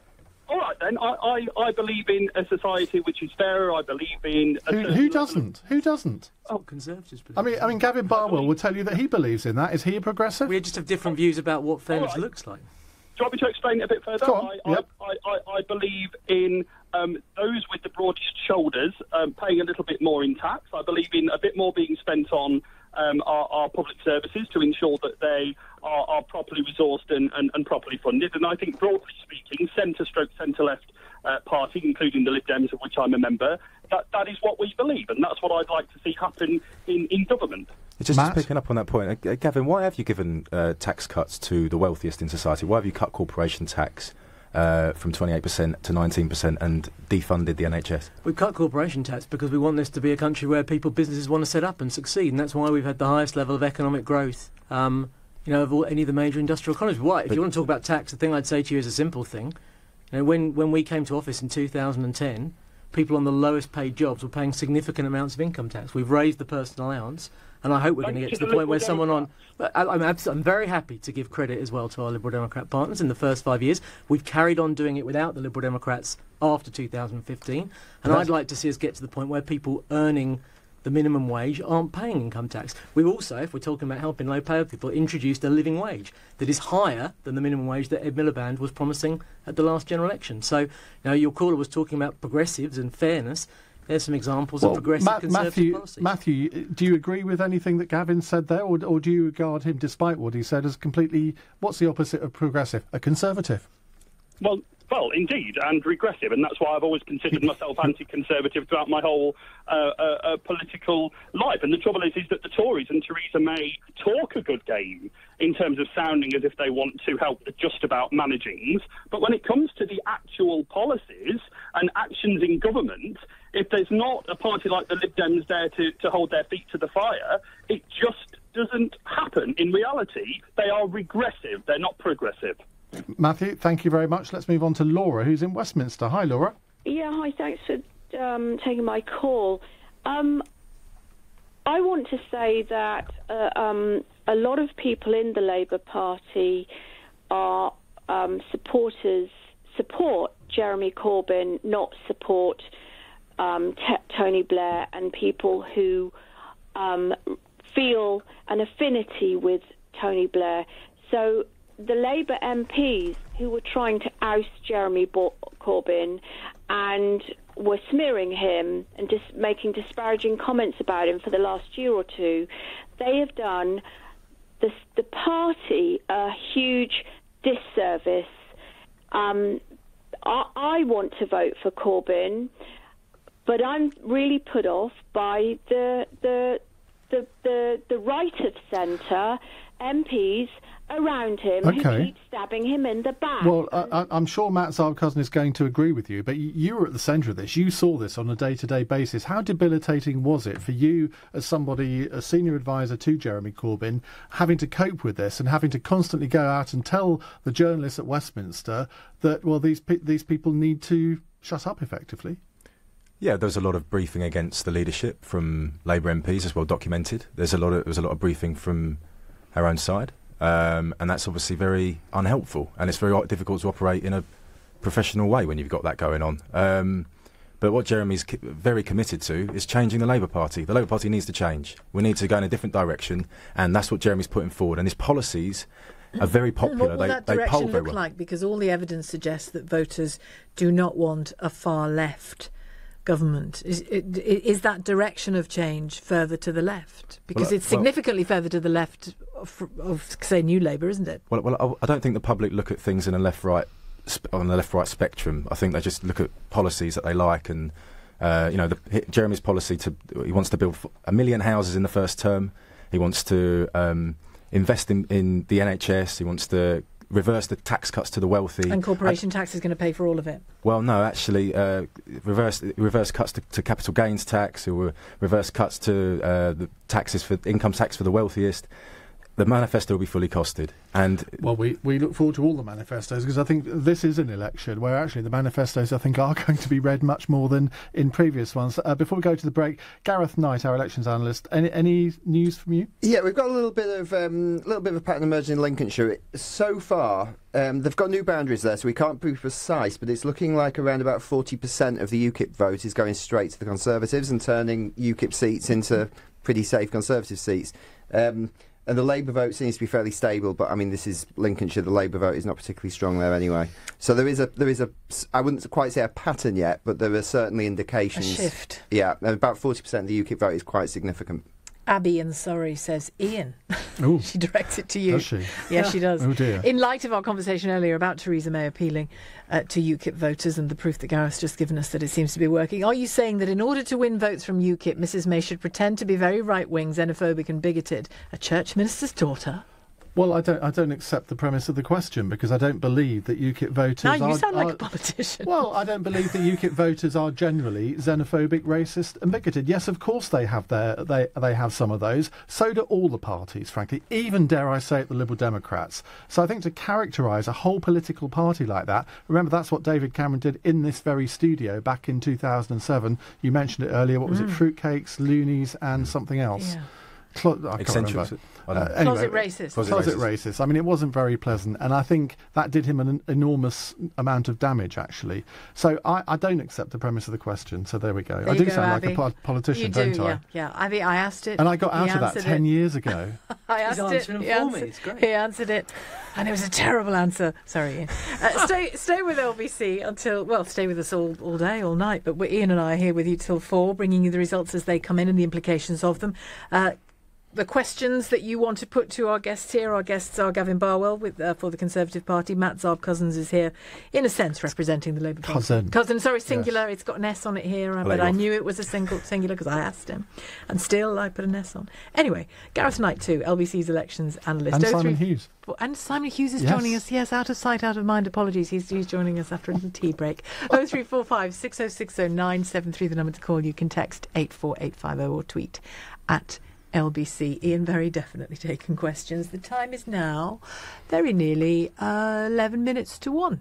LBC at the weekend starts with Andrew Castle, then Sundays from 10, Katie Hopkins. Primary school children are going to be given toothbrushes and toothpaste and be taught in schools how to brush their teeth because their parents are so idle they haven't been able to teach them. I mean, how lazy, how idle are these parents? I've seen them in action, same fat arm hanging out over the side of the car window. Then they go home, drink coffee, sit around till they come back in their pyjamas to pick their kids up. Katie Hopkins, leading Britain's conversation every Sunday morning from 10 on LBC. Hello to spring markets booming with laughter and jokes that leave you smiling days after. Say hello to something new today at helloyoudating.com.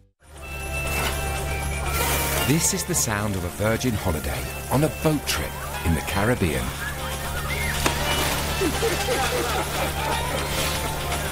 And this is the sound of it disappearing in our May sale. The Virgin Holiday Sale. It won't last forever. Book direct at your nearest Virgin Holidays store. Seize the holiday. Virgin Holidays. Sell now on Atoll Protected. Here at Admiral HQ, we have the best insurance nerds, like Nigel. Hello. Apart from memorising the hits of Bryan Adams, 1984 to 2004, Nigel made it possible for you to add any of your family to an Admiral multi-car policy at any time that suits you. Wow, they love you, Nigel. They want to thank you for all the discounts. I'd just like to say, everything I do it for you. Oh, Nigel. Admiral, looking out for you. In Britain, transit means business. Business for... and... or... and at your local transit show live, it means money-saving business. Visit your nearest participating Ford dealer between the 13th and 21st of May, take a test drive, and you'll save £500 on selected new Ford commercial vehicles. Ford, go further. To qualify for the additional £500 customer saving off the recommended retail price of selected new Ford commercial vehicles, you must test drive any new Ford commercial vehicle between the 13th and 21st of May 2017. Contract between 13th and 21st of May 2017. Register between 13th of May and 31st of December 2017 at participating dealers only. Excludes Ranger XL and XLT models. LBC's Election Night Live. Call 0345 6060 973. You're listening to LBC's local election night coverage.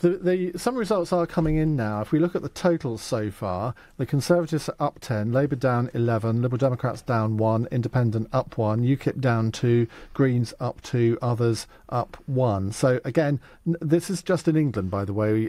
These do not include the Welsh results, and the Welsh results actually seem to be coming through a lot quicker than those in England. I don't actually know why that is. So we'll talk about those a little bit in a moment. 0345 6060 973. Particularly want to hear from you over the next hour or so as to whether you think Brexit actually plays a role in these local elections. It's almost difficult to imagine why someone would vote a particular way on Brexit in a local election, but maybe you did. 0345 6060 973. I'm not voting in any of these elections because of where I live. No. But I think Brexit might well have influenced how I voted. It certainly is. Yeah, and it certainly is in the general election. Although, to be fair, I'm not going to reveal who, but I'm going to vote in the general election for the person I would have voted for anyway, had Brexit been a completely different result. But I can see that people would regard it as their, even just for themselves, a kind of vote for them in their own heads about Brexit. So what you're saying is that the way Theresa May has framed this general election as a Brexit election is probably going to work for her. Probably going to work. I mean, maybe not in your case. Well, maybe not, Ian. Maybe not. I can't remember whether you declared your colours on the referendum or not. Well, I did, of course. You did? I Okay, voted to fine. remain. Okay, Yeah, well, I won't be so reticent in what I say then. I didn't want to. But then again, so did Theresa May. I didn't want to out Discuss. Yeah. You can out me anytime. Simon Hughes, you're going to leave us in a few minutes, so let's have a few more words with you. What do you think of what you've heard so far in terms of results? It's sort of, do you think that the Liberal Democrats are going to find it difficult tonight? I don't know if you saw the article that Professor Matthew Goodwin wrote from the University of Kent saying that the Lib Dems face a blue wall in the southwest. It's going to be, in the general election, very difficult for them to climb over this blue wall because of the size of the majorities. Are you going to take tonight's results in the southwest as a bit of an indication of what might happen, or do you think they are two separate elections? Can I start by just quickly stepping back, picking Sheila's point and linking it to yours? I think because the general election gun had been fired on Easter Tuesday by the Prime Minister, unless in your local council there was a big issue, or in your local ward, or your local councillor was somebody you really loved or hated, you are likely to have voted on broader issues in these campaigns, in most places. I agree with you. And that's in the unusual circumstance where we have a local election happening after a general election has been called. And I don't think we've ever seen that in the same way before. Clothed in a Brexit result. Clothed in a Brexit context. So I think it'll be much more influenced by people's perception of the big position of the parties on the big issues. And in Scotland, obviously, the SNP play a big part in that, and in Wales, Plaid Cymru. Coming in then to how that will apply locally, we are putting forward ourselves as the most effective opposition to the Tories on those big issues. Now, some parts of the country... difficult with only 9 seats. Well, no, but this is the general position, and therefore in local elections where we're naturally the alternative to the Tories, the West Country is one, then that's the position we will put forward. How well we will do depends bluntly on whether the UKIP vote collapses completely and goes completely to the Tories. It's very simple maths. If the Tories had 2,000 votes in a council ward and UKIP had 600 and we were 500 behind and the UKIP votes go across the Tories, we don't catch them by definition. But that is the danger for you, particularly in the southwest, isn't it? I mean, I was looking at the seats in Cornwall and I was thinking, well, the Lib Dems should, all other things being equal, be able to take 1 or 2 of these back. And in Devon as well. And I came to the conclusion that the electoral arithmetic just won't work like that, assuming that a lot of the UKIP vote does go to the Conservatives. But, linking that point with Sheila's earlier, if after tonight, tomorrow, people will see the local election results on Saturday, and they realise that there is a danger of a large Tory majority across the country, and a very dominant Tory majority, people may start saying, hang on a minute, this is not what we want. We absolutely don't want a great dominant single party. But you will remember 1983 and 1987 when you will have put those exact same arguments to the electorate and Margaret Thatcher got 3-figure majorities. Yeah, I remember well. And we have to therefore see how effective we are at being the opposition. And that's where, like 1983... the challenge, the Alliance Party and the Alliance parties in 83 and the Labour Party came within 2 percentage votes of each other in the national outcome, you remember. I do. Labour got 27%, I think, we got 25%.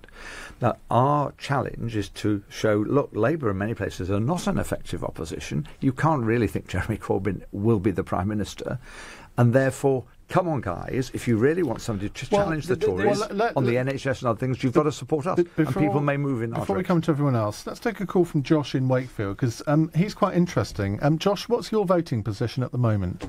Well, the last election, the last local elections, it was UKIP, but I am seriously considering voting for Labour. There you go, Matt. A ray of sunshine for you. Good man. A fist pump from Matt's our cousin there, Josh. Why? The reason I want to vote Labour is because I want change. I voted Leave in the referendum because I want change. And I love Margaret Thatcher, by the by, but I always loved her because whatever she believed in, she followed through. Whether you liked it or disagree with it, she followed through what she believed in. She would be horrified to hear you saying that you're going to vote for Jeremy Corbyn. Yeah, I know, but the point is the Labour Party are Her Majesty's loyal opposition. That they have... A democracy only functions under an opposition, and there needs to be an opposition. Labour are electable. If people give Jeremy Corbyn time and listen to what he's saying, they will know that he's got good intentions, noble intentions, and he hasn't U-turned that much on what he believes in. With Theresa May, she's U-turned on everything. I didn't want a general election. We're getting a general election. Didn't want this to do that. Even the... But if you're a former UKIP voter and you want to leave the EU, she's been very, very clear about how she wants to leave the EU. Brexit means Brexit and all of that, which, I mean, bearing in mind she actually supported Remain, is quite a revelation to us all. But like I always say, hashtag never trust a Tory. Apart from Margaret Thatcher, obviously. Well, she's a league of her own, she is, but...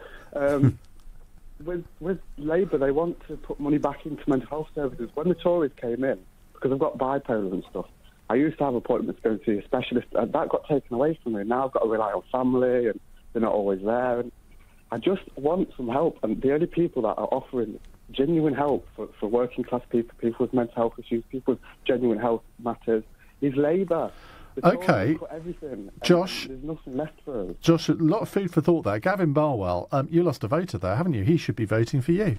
Yeah, the argument I would want to make to him is that this government has put a lot more money into mental health. Actually, as an MP myself, I took a private member's bill through Parliament to tackle some of the discrimination that was in the legislation that we had about stigmatising people with mental health conditions. I suppose the main argument that I would want to make as well is that the only way that you can put more money into mental health services in this country is if you have a strong economy that generates the tax income that we need. And that's the core argument that we're making at this election. I thought I could sense a strong and stable coming on then, but it didn't I just gave you one of them this time. I don't want to overdo it. That's the answer that Theresa May gave again and again in the various interviews, in the few interviews that she's done. And in that statement, after she'd seen the Queen yesterday as well, that the tone of that statement was all about Brexit, covering absolutely everything. That doesn't mean she doesn't have to give detail on what she will do with this mythical strong economy. And I say mythical because you mentioned growth a short while ago. It was down in the last quarter. Yeah, the last quarter figure was lower than and expected. Probably worse to come. Well, the previous quarter was higher than expected. I mean, these figures do fluctuate, but there's no doubt that since 2000. A couple of years after we came in 2010, we've had an economy that's the last 3 years has performed stronger than our major rivals, and that is crucial if we want to get money into our vital public services. Lots more to come here on LBC with Sheila Fogarty and myself, Ian Dale. It's coming up to 1 o'clock here on LBC. Gavin Barwell is here from the Conservatives. Matt Zarb-Cousin, former Labour media advisor to Jeremy Corbyn. Gareth Knight, LBC's elections analyst. We're about to say goodbye to Simon Hughes, sadly. It's been very good to see you again, Simon. Thank you very much for joining. Seeing you both before long. Well, indeed. Lord Dick Newby, the leader of the Lib Dems in the House of Lords, he's going to be joining us as well for the rest of the evening. So some I think, an exciting 3 hours to come here on LBC, because the results are starting to come in. I won't say thick and fast. In about an hour's time, we should be getting thin and slow. Yeah, we should be getting some final results from some of the county councils. So do stay with us here on LBC. On FM, online, on your mobile and on digital radio. Leading Britain's conversation. This is LBC. From Global's newsroom at 1 o'clock, the political map of local councils faced changing colour overnight after voting in local elections. The Conservatives hope to gain in Westminster swing seats ahead of the general election in June, but former Labour media advisor Matt Zarb-Cousin has told LBC the party could challenge them. I think we're going to see Labour and the Tories much closer in the share of the vote than what the polls suggest. And I think that over the course of the campaign, the polls are going to tighten. UKIP have lost their first seat of the night in part of Essex, but the Lib Dems will look to gain among those who voted Remain in the EU referendum. 6 new combined authority mayors are being created. Former John Lewis boss Andy Street is running for the Conservatives in the West Midlands. Ex-Education Secretary and Conservative Michael Gove has told LBC why Street is doing it. And he's decided to go into politics because it's a part of the world he knows, loves and grew up in. And he wants to bring some of that same business expertise that's made John Lewis the most successful retailer in the UK to make the West Midlands the most successful metro mayor. A 30-year-old man has been arrested by anti-terror police at Heathrow Airport. Officers detained him after he got off a flight from Turkey. A residential property in East London is also being searched.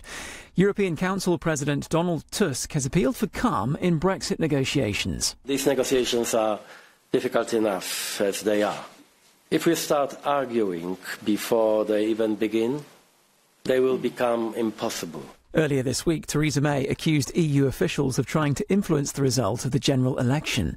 Donald Trump is a step closer to replacing Barack Obama's affordable health care bill. The US House of Representatives passed the president's reforms by 4 votes.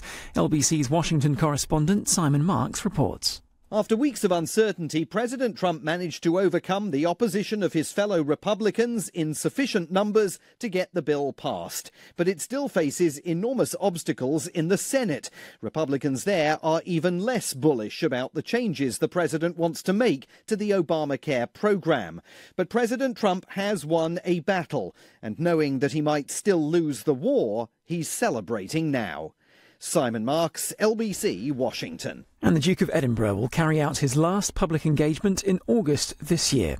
At the age of 95, Buckingham Palace confirmed yesterday morning that Prince Philip will step down from his public duties after almost 65 years. LBC weather. Dry tonight, cloudy for England and Wales, a low of 7, but there's a bright start for northern Britain later on, a high of 15 degrees. From Global's newsroom for LBC, I'm Charles Rowe. This is LBC from Global. Leading Britain's conversation, LBC's Election Night Live, with Ian Dale and Sheila Fogarty. Yes, we're live and alive. Ian Dale is here with me as well. Ian Dale and Sheila Fogarty here till 4 a.m. Go. And if people are watching on Facebook Live, we've had a bit of a swap, haven't we? We've had a bit of a swap, yes, because the results are going to start more than trickling in, I think, now, aren't they? And I know that you want to keep a close eye on them as they come in. Because Gareth Knight is a little bit slow, so I have to help him on this bit. We just find it works better this way, don't we, when we do this? With us in the studio, Gavin Barwell from the Conservatives, Matt Zarb, cousin, singular, former Labour media advisor for Jeremy Corbyn. Little ray of sunshine a moment ago for you when we had a UKIP voter declaring that he's about to vote Labour. But the direction of travel, Gareth, at the moment is UKIP voters going to the Tories. And in some cases on a massive scale. I mean, Boston's Skegness, so just 3 or 4 days ago, Paul Nuttall, the leader of UKIP, declared that was the area he was going to go for, the most Eurosceptic area of the country. And UKIP are basically being destroyed in the Boston area. They're going from having all the council seats to suddenly, I mean, in one case here, UKIP 416, Conservative 1865. They're getting 65, 70% of the vote in the area where the UKIP leader has decided is the best place for him to stand. So that's a sort of a real sort of sub-story that's coming through, the complete collapse of the UKIP vote in favour of the Conservatives. And with us, a new guest, a fresh face, a fresh pair of ears and eyes, Dick Newby from the Liberal Democrats. Good afternoon. Good afternoon to you. That's my programme coming out. Good morning to you. Morning. Yes, it's morning. The middle of the night, really, isn't it? What do the Lib Dems hope most from this? Because traditionally, local government is a real power base for the Lib Dems, isn't it? Yes, it has been in the past, and we did very badly during the coalition years. So we're coming back is the answer. We're hoping to get more votes and win a lot more seats, but the night's still young. And on more than just appealing to the 48% who voted to remain? Yes, I mean, we've had a lot of local council by-elections over the last 6 months, and we've been picking up seats in quite a lot of Leave areas, particularly in the West Country. We'll have to see what happens tonight, but it's not simply Remainers who've been voting Lib Dem. But between 3 and 4, Gareth, Tory heartland councils are expected to go even bluer. But if that's the case, does that point to gains over Labour, gains over UKIP, even bluer where it was blue already, just an overriding victory for the Conservatives, do you think, by early morning? It's looking fairly strong for the Conservatives, but there's not enough seats have come in, particularly in some of the suburban areas, some of the unitary authorities, to really show where that vote's coming from. There's no question, in areas where it's Conservative versus UKIP, the UKIP vote is absolutely collapsing and going to the Conservatives. We haven't really seen many sort of key marginal areas between the Conservatives and the Lib Dems yet. I think when we start to see them, that really will become interesting, particularly in places like Cornwall, where there are seats that the Lib Dems used to consider to be their heartland, and the Conservatives just wiped the floor with them at the last general election 2 years ago. We have seen a couple of classic Conservative Labour marginals, so Harlow and Tamworth, both of which would be historic bellwether marginals. The Conservatives won every single division in both of those areas. So in Harlow North, that's just come through now. So the Conservatives got 51%, Labour 41%. Labour's up 4%. From 2013, Conservatives up 23%, and that's because the UKIP didn't stand. So they're hoovering up, as I said before, hoovering up the UKIP vote. Labour's taking some of it, but obviously this can be explained by the UKIP vote going to the Tories. But that could be very crucial in the general election because, as I understand it, there's always talk about a progressive alliance, but there's also talk about UKIP not standing in quite a few marginal seats where the Tory candidate is a firm Brexiteer. So you might find in some Labour marginals where they've got a Tory candidate who supported Brexit, UKIP not standing, the seat goes Tory. Is that a fear in Jeremy Corbyn's office, do you think? I think during the course of the campaign, Jeremy said from the start that we're going to respect the result of the referendum, and a lot of UKIP voters are Labour to UKIP switchers, or former UKIP voters anyway. So I'm confident that during the course of the campaign we can win some of those UKIP voters back. Will he respect the result of the general election if it's a landslide for the Tories and a disaster for Labour by leaving? Well, I think we have to wait and see what happens. I think he's focused on the general election campaign, and I don't think he's really considering what's going to happen after yet, because it's obviously his focus is on delivering the best result possible for Labour. Harlow is one of those places he's visited in the general election. He was there last Thursday, wasn't he? He went to Harlow to campaign for the general election. We've just won every single division there. Gareth, right, just a word on the Metro mayors, because I'm going to speak to Joe Twyman, Head of Political Research at YouGov in a moment. He's in Manchester for that Metro mayoral election there, which I think Andy Burnham is probably expected to win. Well, there's some people have speculated the Conservatives got an outside shot, but I mean, that is such even the most optimistic person on the planet, even Theresa May in her wildest dreams doesn't believe that she can win that. And he began campaigning the second Jeremy Corbyn won the first round of that leadership election, didn't he? I mean, he just did. Apparently, I mean, I haven't been to Manchester for quite a few years, actually. I understand the race there is actually quite interesting. It's quite well-humoured. It's actually quite an intelligent race. It's much more like a London mayoral race than sorry, I'm going to sound very Londonist, but much more like a London mayoral race than a sort of provincial mayoral race, in that it's actually quite engaging with the public. There was certainly the Conservative candidate put out one of the best political videos I've ever seen recently. So I think that things could... there could be some surprise in terms of the Conservative share of the vote, but there isn't much of a UKIP vote in Manchester, so it's not really reflective of the whole country. OK, let's bring in Joe Twyman, Head of Political Research at YouGov in Manchester for that particular election. What have the polls been saying, Joe, on this one? Much in the way of public polling on any of the mayoral races, but it does look like in Manchester, but Liverpool as well, and perhaps Tees Valley, Labour are expected to win. The really interesting one is the West Midlands, where it's looking really close between Labour and the Conservatives, and so if the Conservatives can sneak that one, it will certainly go down well with them. And the mayoral races are interesting when it comes to the general election, because I expect that if I were a Labour strategist, it would be those that I would focus on to provide momentum, in light of the fact that Labour are likely to lose, potentially between sort of 50, 100, maybe 150 seats in the council elections. And so I expect that they will focus on their victories in the mayoral race as a way to get momentum for their campaign. Because those areas that you mentioned, Manchester, Liverpool and the West Midlands, big industrial heartlands, places with great history, great political history, so actually quite an engaged population, really. Yeah, I mean, if you look at Liverpool, it has the constituencies that have the highest level of Labour support in the entire country. We're talking about sort of 80% votes. I mean, incredibly high numbers. So they didn't hold on there. It really would be a surprise. But if Conservatives can take the West Midlands, historically an area that has, if not overwhelming, and certainly lean towards Labour, then that will dampen their enthusiasm. And of course, Cambridge and Peterborough looks like that's going to the Conservatives as well. So it's definitely going to be the mixed picture. Have you done any polling on the Northern Powerhouse and what it means or does not mean to people? Well, it's difficult to... when you look at that nationally and you ask people what they think of it, there's a confused picture. There's an understanding that it means regeneration for the North, but then, of course, that causes confusion for those of us in the South about exactly which areas of the North that covers, and also what regeneration means. And so there's a lot of uncertainty surrounding it, and also a relatively large amount of uncertainty about what happens now in the post-Cameron, post-George Osborne era. Those were the guys that began this endeavour. They were the guys that pushed it to begin with. There hasn't been as much focus from Theresa May. I mean, given all the other stuff, we may of course return to it during the election campaign, but there hasn't been so much focus on that as yet. It will be interesting to see whether they revisit it. Joe, a quick word about Wales. In Merthyr Tydfil, which we would all think of as just natural Labour territory, they won 23 out of 33 seats on the council last time. It's said they're about to lose control. The leader of the council has come fourth in his own ward, which doesn't exactly bode well. Now, you carried out this poll, I think, for ITV Wales last week.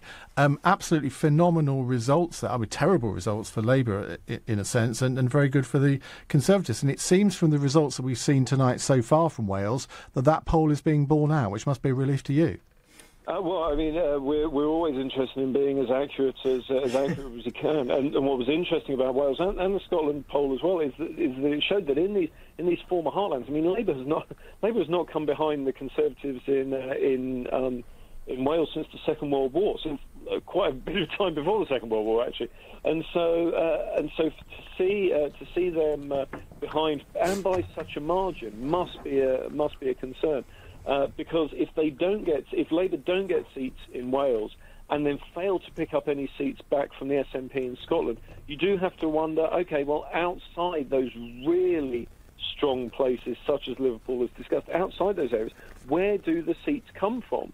And that raises big questions. I expect that Labour in both Scotland and Wales in this set of local elections will be effectively carrying out damage limitation, trying to minimise their losses, as indeed they will be in England. Well, in Wales so far, the Conservatives are up 8, Labour down 9, and I've just lost the graph. Here we are.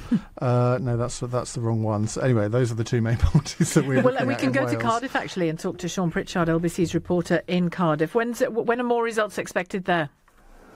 Well, we're due some in the next few minutes, hopefully here. Butetown is due to declare, which is part of Cardiff's south. Obviously, counting is well underway here, Sheila, at City Hall in Cardiff, where Labour's been running the show since 2012. But there are fears the party could lose control here due to strong opposition from the Lib Dems, Plaid Cymru and the Welsh Conservatives. And if we look at the bigger picture, as we've been hearing earlier from you just now, some political experts are predicting Labour could lose more than 100 Welsh seats, something that would obviously be a huge kick in the teeth, as it's the biggest party here in Wales with 580 council seats. Labour's obviously already lost its first seat here in Wales and indeed the UK a couple of hours ago at Rosnesny up in Wrexham, which has gone to an independent candidate. And the Shadow Welsh Secretary, Christina Rees, has already admitted this evening times seem very tough for Jeremy Corbyn's party. The Conservatives would point to any gains here in Wales as a good sign ahead of next month's Westminster election, and that could well happen as there are predictions they could gain 50 or more seats. And it'll also be interesting to see if last year's success at the Welsh Assembly elections will have any impact on UKIP's campaign to gain more members in Welsh councils, as they won their first ever seats at the Senedd in Cardiff Bay. The Welsh Lib Dems are hoping a Brexit backlash could result in more council seats for them, especially as they were in charge of a coalition here at City Hall 5 years ago. And if we can just look a bit further afield, Plaid Cymru will be looking to tighten its grip on Carmarthenshire after it wrestled control from Labour 2 years ago to lead a coalition. But not every council here in Wales will be declaring overnight, as counters at 9 of the 22 local authorities will be getting a lie-in, as the full counts won't start until tomorrow morning. We should hopefully have a clearer picture of what's going to happen here in Cardiff from about 4 a.m. onwards. Back to you in the studio. Thank you very much, Sean Pritchard, LBC's reporter in Cardiff. That's really Hello. helpful, a clear picture after 4 o'clock when we finish. Maybe Steve Allen will talk about the Welsh results. Plaid Cymru, interestingly, are up 7 in Wales. Now, that on the face of it looks a really good performance by them until you look at they've got 1.2% of the vote so far. So I don't know where those votes are coming from. Let me say thank you to Joe Twyman as well, Head of Political Research at YouGov. He was speaking to us from Manchester, talking about those mayoral elections. Dick Newby, can I ask you about Cardiff as well? Because high hopes for the Lib Dems there to grab that Remain vote.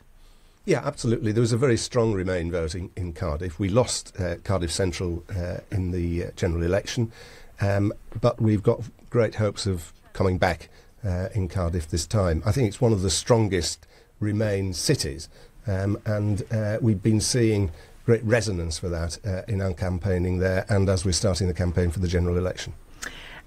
What's been fascinating so far this hour, as we wait for more heft, essentially, more numbers of results to come in, is hearing you tell us why you voted the way that you voted and whether Brexit was a deciding factor or not. Do keep those calls and thoughts coming. 0345 6060 973 is the number. You can text 84850 or tweet at LBC. A couple of interesting things here which really fits in with what Gareth was saying earlier about the collapse of the UKIP vote in Lincolnshire. Well, it seems to be happening all over the place. UKIP have lost their first seat of the night on Basildon Council, Basildon Wesley Heights. Now, we heard earlier that Peter Whittle, their deputy leader, he's going to stand in that constituency in the general election. The Tories have gained 2 wards in Gloucestershire, on Gloucestershire County Council from Labour, as the UKIP vote collapsed there. So, Gareth, we are seeing a little bit of a pattern, aren't we? Yeah, there's no question about it. And I think that as the results come through over the course of the evening, if this is reflected right the way across the country in all the areas where UKIP have been strong, including areas where sort of the more suburban areas, and also some of there's not really many in the city seats, but as near to the urban areas as we can get. See if this UKIP vote is going predominantly in rural areas, whether it's going in urban areas as well, because it's the UKIP vote in the urban areas that has been more from the Labour stock than the sort of disgruntled Conservative stock. If you have changed how you're voting in these local elections and intend to change how you vote in the general election, I'd love to hear from you on this. How did you vote today, if you did? Did you vote with the general election in mind, and did Brexit influence the decision that you made? 0345 606 0973, the number to call. You can text 84850 or tweet at LBC. Gavin Barwell from the Conservatives with us till we finish at 4. Matt Zarb-Cousin, ditto Labour media advisor. Gareth Knight, you just heard there, LBC's elections analyst, and Dick Newby for the Lib Dems. Ian Dale and Sheila Fogarty bringing you the overnight local government election results. It's 18 minutes past 1. Nick Ferrari at breakfast on LBC. Gentleman who wanted to go out to his local supermarket. It is reported that he's very fond of Hawaiian shirts, and why not? As a result of it, he says he became the victim of a hate crime. Alan is in Camberley. This is ridiculous, isn't it, Alan? It is a spike, yeah? It's not. Well, not if it's wearing Hawaiian shirts, mate. Let me speak, please. How do you know that these sort of incidents haven't happened before Brexit? Oh, yeah. Because this has now been recorded. We've got an epidemic of people wearing Hawaiian shirts, haven't we? Dude, please, let me speak. You've got the best position in the world, you've got the best radio station in the world, and you're ruining it by saying nonsense like this. Let's be honest, Hawaiian shirt is not a race hate crime. Nick Ferrari at breakfast every weekday morning from 7, only on LBC. With Hampton by Hilton, now open in Aberdeen. Unbox a shiny new Samsung Galaxy S8 with a massive 60 gig of data. And now take your home plan abroad on Pay Monthly with the UK's best network for roaming. Get yours in-store or online now. Vodafone. Power to you. Minimum term agreement and credit check apply. 40 destinations at no extra charge. 60 at £5 per day. Destinations, charges and verification at vodafone.co.uk/roaming. Let's make more of the garden. Because right now at Wix there's 3 for 2 across gardens and landscaping, including all decking and wood care. Wix, let's do it right. Exclusions apply. Did you know you can start an Admiral multi-car policy with just one car? One car? Really? Sure. Friends and family can join afterwards when their insurance is due. Just give us the heads up now. Well, it's that easy? Yeah. And if you switch from single car to multi-car insurance, we'll guarantee to lower your price. Guarantee to lower my price? Guaranteed. Wow. Admiral, looking out for you. When was the last time you saw the cost of filling your car come down? Well, it just has at your local Vauxhall retailer. On top of our other great offers, Vauxhall are giving away £500 of free fuel with a new car or van at their sales event between the 28th of April and the 7th of May. Just go to your local Vauxhall retailer or search Vauxhall sales event. Simple. On selected models across the range, register by the 31st of May at participating retailers from the 28th of April to the 7th of May. £500 on a prepaid debit card. Full T's and C's apply. See vauxhall.co.uk/sales event. This is LBC's Election Night Live with Ian Dale and Sheila Fogarty. You can watch us on LBC's Facebook page live, 0345 606 0973, to give us your thoughts on the local election results as they come in and how you voted. Does the general election play on your mind when you vote in local elections? In this particular instance, one following straight on from the other, has Brexit influenced the local elections? Gavin Barwell is here with me from the Conservatives, with me and Ian Dale with you until 4. Matt Zarb-Cousin in for Labour. Gareth Knight, LBC's elections analyst, will bring us some of the results and some assessment of what they might mean, and Dick Newby's here for the Lib Dems as well. Quick text here from Dave in London. I don't think tonight's local results have anything to do with Brexit. They will just reflect on who the electorate wish to lead this country, Corbyn or May, which is something that Theresa May, Gavin Barwell, we've already discussed, is counting on. You mentioned a short while ago how important that new tranche of largely UKIP and certainly Brexit voters were in the referendum.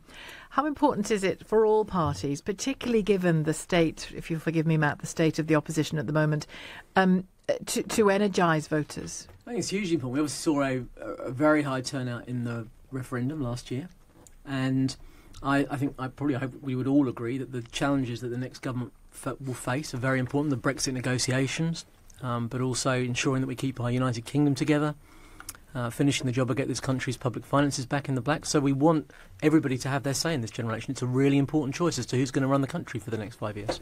Yeah, I agree. And I think that what Brexit is doing is has energised some people, but there are a lot of other people for whom Brexit's never been the biggest thing. I mean, for the Lib Dems, we've gained a lot of members and activists because of Brexit.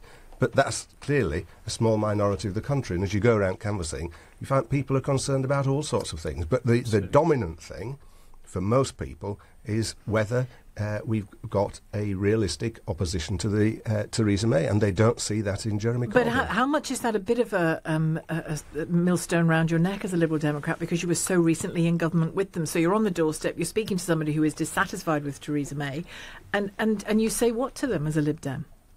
Well, I think, in a way, the referendum drew a line under that epoch of British history, and people tend to see things through a post-Brexit lens. Really? Do they? Isn't that wishful thinking? I think I think the Conservatives' biggest asset is the perception the public have of Theresa May, and the key word there is perception, because if Isn't it the perception they have of Jeremy Corbyn? No, because if they trusted Theresa May, if they thought that if they didn't think she was a liability, then they would trust her to debate Jeremy Corbyn. And hang on. She's at 48 to 50% in the polls, and your guy is half that. And the Conservatives know that if Theresa May were to debate Jeremy Corbyn, Jeremy would win. He would win the debates. How do you explain the fact that her personal poll ratings are sort of hugely favourable and Jeremy Corbyn's are hugely negative? There has to be an explanation. She got the highest ever rating in the Ipsos Mori comparison. But why is that? I think there's a number of the British people. I think there's a number of reasons. Look, she didn't have a bruising leadership contest. She assumed the leadership, sort of coronated. Said Brexit means Brexit. She's going to deliver the result of the referendum, and therefore everyone who's voted for Brexit wants to get behind her. And that's what we're seeing tonight, with the UKIP vote switching to the Conservatives. Jeremy, a lot of people have only seen Jeremy through the prism of a very hostile establishment media. And if they were to see him in a debate against Theresa May, they would see that he was a very, very capable person. Can I ask you, what is the establishment media? Because as a member of the media, who's on the radio every day, I'm guessing you might put me in that mix. For many, many months. No, because you're regulated by Ofcom. All right, but for many, whether I am or I'm not, for all of the many broadcast months, media are regulated by Ofcom. So who are you referring to? I'm talking about the right-wing press. I'm talking about The Sun, the Daily Mail. I'm talking about the Telegraph. These newspapers are effectively the propaganda wing of the Conservative Party. I think voters, they don't just do what the newspapers they read tell them to do. I think the problem with Matt's argument is basically people have had some time to see Theresa May and to see Jeremy Corbyn, and what he's basically saying tonight is they've got it wrong. And I think the danger for Labour in this general election is that actually people have formed a view. And they've got it right. They've judged these people right. And for a long time, you were his spokesman for some time. Yeah. For a long time, I can tell you, on the ground as a journalist, and it wasn't just my programme, we were reaching out to the New Labour team time and again. And by that, I mean inviting them to sit in front of one of these and talk and reach out to the electorate. And time and again, they said no. Well, Jeremy has appeared on here before. He hasn't. He's never appeared. No, he hasn't. He's never appeared on this radio station since he's been leader in the studio doing a live interview. He's done a couple of interviews with our reporter, our political editor, Theo Usherwood, on the road. But you and I have had a long discussions about, I wanted to get Jeremy on my programme. I think you were in favour of doing that. It never happened. I don't blame you for that. But I find it incredible that a man who used to appear on this radio station every 3 or 4 weeks on my show, always got on really well with him, doesn't think that LBC is a medium or his advisors don't think of LBC as a medium that he should use to communicate with the British people. Because you and I both know that if he came in and did a phone-in, he'd actually be probably rather good at it and can go over the heads of the journalists. So I don't understand, and it's presumably Seamus Milne that is responsible for this, why he won't appear on this radio station. I think we'll see what happens in the election campaign. I'm sure. I'm sure they've definitely considered him coming on here, and obviously that. There isn't long left. No, well, there's 5 weeks left. There's plenty of time. I haven't given up hope yet. Hey, look, I mean, it's if the public. I'll fight you for him. He's mine. Not many people say that. Sorry, Matt, you're being very game. No. But I have to say, I do think it's a problem, not just for close members of the party to Jeremy Corbyn, but I have it out with my listeners on a daily basis. It's bleating. It's just bleating about the media. Open your mouth, speak, represent your politics, sell them to people. That's all he has to do. Well, I think that the media has its own agenda and it has its own... You're not going to shift from this, are you? No, because I've lived it every day. I've seen what they do. I've seen how they distort things. I've seen how they go off on tangents and hone in on so little trivialities. So come on live radio and have nothing distorted. That's why I'm here. But, like, you know... No, but you're not the leader of the Labour Party. He needs to be here. Well, no, look, I hope he will be. Why is it that, having asked repeatedly over the last few days... the Labour press office to put up an official spokesperson. Now, we had Emily Thornberry in for 3/4 for now. We had Andrew Gwynn, but they weren't able to give us anyone else. I understand Sky News had exactly the same problems in getting Labour spokespeople onto Sky News. Now, I don't think that you would think that Sky News was part of a sort of deliberate media agenda to get Jeremy Corbyn. I don't think you think we are. No, I haven't said that at all, no. And, I can't speak for the Labour press office. I don't work there anymore. But what I would say is that the media do have its own agenda. They frame things in a certain way. And if the public have only seen Jeremy through the prism of the media, of the print media, sorry, I should qualify. Please do. Then they're going to get a very distorted impression of him. I think that if they saw him debate Theresa May, they'd change their minds about him. So Jeremy Corbyn won't interact with journalists. Theresa May won't interact with members of the public. I mean, that's true. Theresa May out canvassing with me, interacting with members of the public, and I think you're going to see a lot of that during the campaign. She's actually travelled far more widely around the country. What was going on in Cornwall the other day far. when she was whisked in and out of a building in a car, and the local press were practically kidnapped and locked in a room so that they couldn't film her emergence and her arrival. I mean, that's control freakery, isn't it? I haven't seen that particular event, but look, I'm sure that you'll find in this general election, Theresa May is travelling right across the country and will give the opportunity for as many people as possible to engage with her.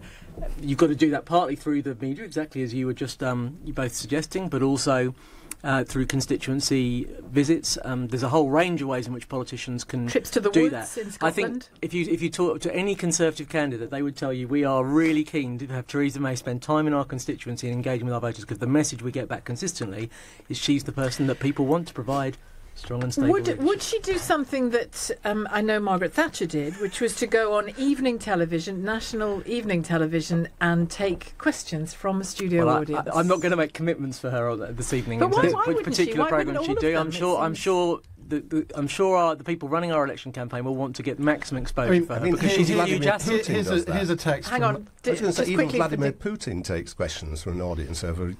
for 4 hours. For 4 hours. I mean, yes, but they've all had their fingernails pulled out before they went into the room.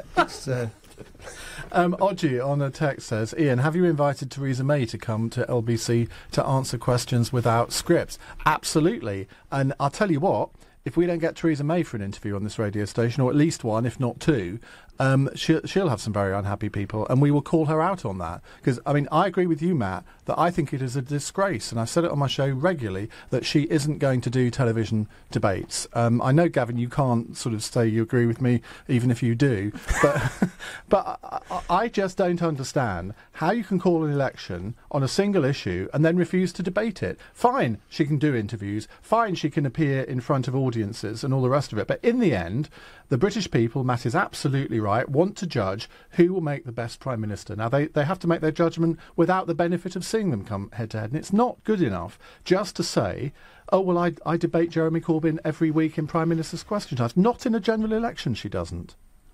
I was just about to say that she's been debating Jeremy Corbyn. Well, you've heard the script. I personally... and this is just my own private view. I think that the election debates, the last election, you pitch whoever's the Prime Minister up against a whole series of other people. I don't think it added a great deal of light. No, I don't think it did. But if it had been Ed Miliband against David Cameron, it might have. But then you're going to have arguments if you try. Gavin, in 2010, David Cameron badgered Gordon Brown every day for the debates, right? And then Gordon Brown said, "Okay, I'll do them." And then in 2015, he had to agree to some kind of modified version of them, even though he didn't debate Ed Miliband head to head. And now it's part of the fabric, it's part of the general election process. The general election, you have the debates.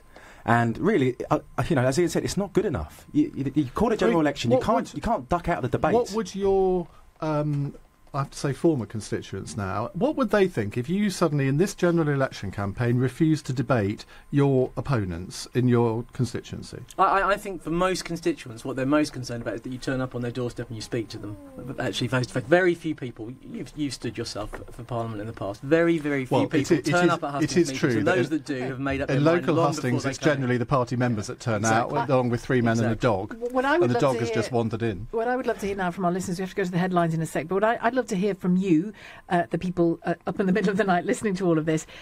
Where do you get your information from? Is it this mythical evil press that Matt is talking about? Is it from the radio? Is it from the television? Is it from debates?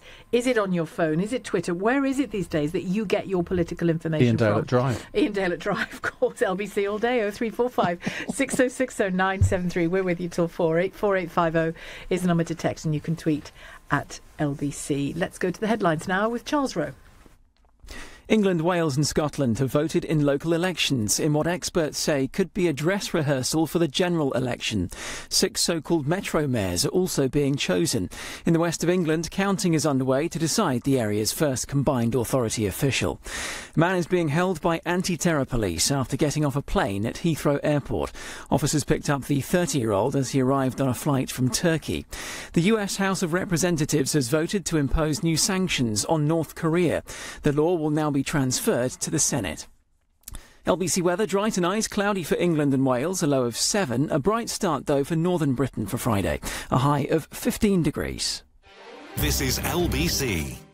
Whether you're looking to get to Barnet with the wind in your hair or to hammer down to Hammersmith, if Piccadilly's like a circus or you need to trim your time to Shepherd's Bush, when you want to wing it to the Angel and beat the herd to the Elephant and Castle. Whether it's tapping into the knowledge or breezing down the bus lanes, no one knows London like black cab drivers. My Taxi, the black cab app.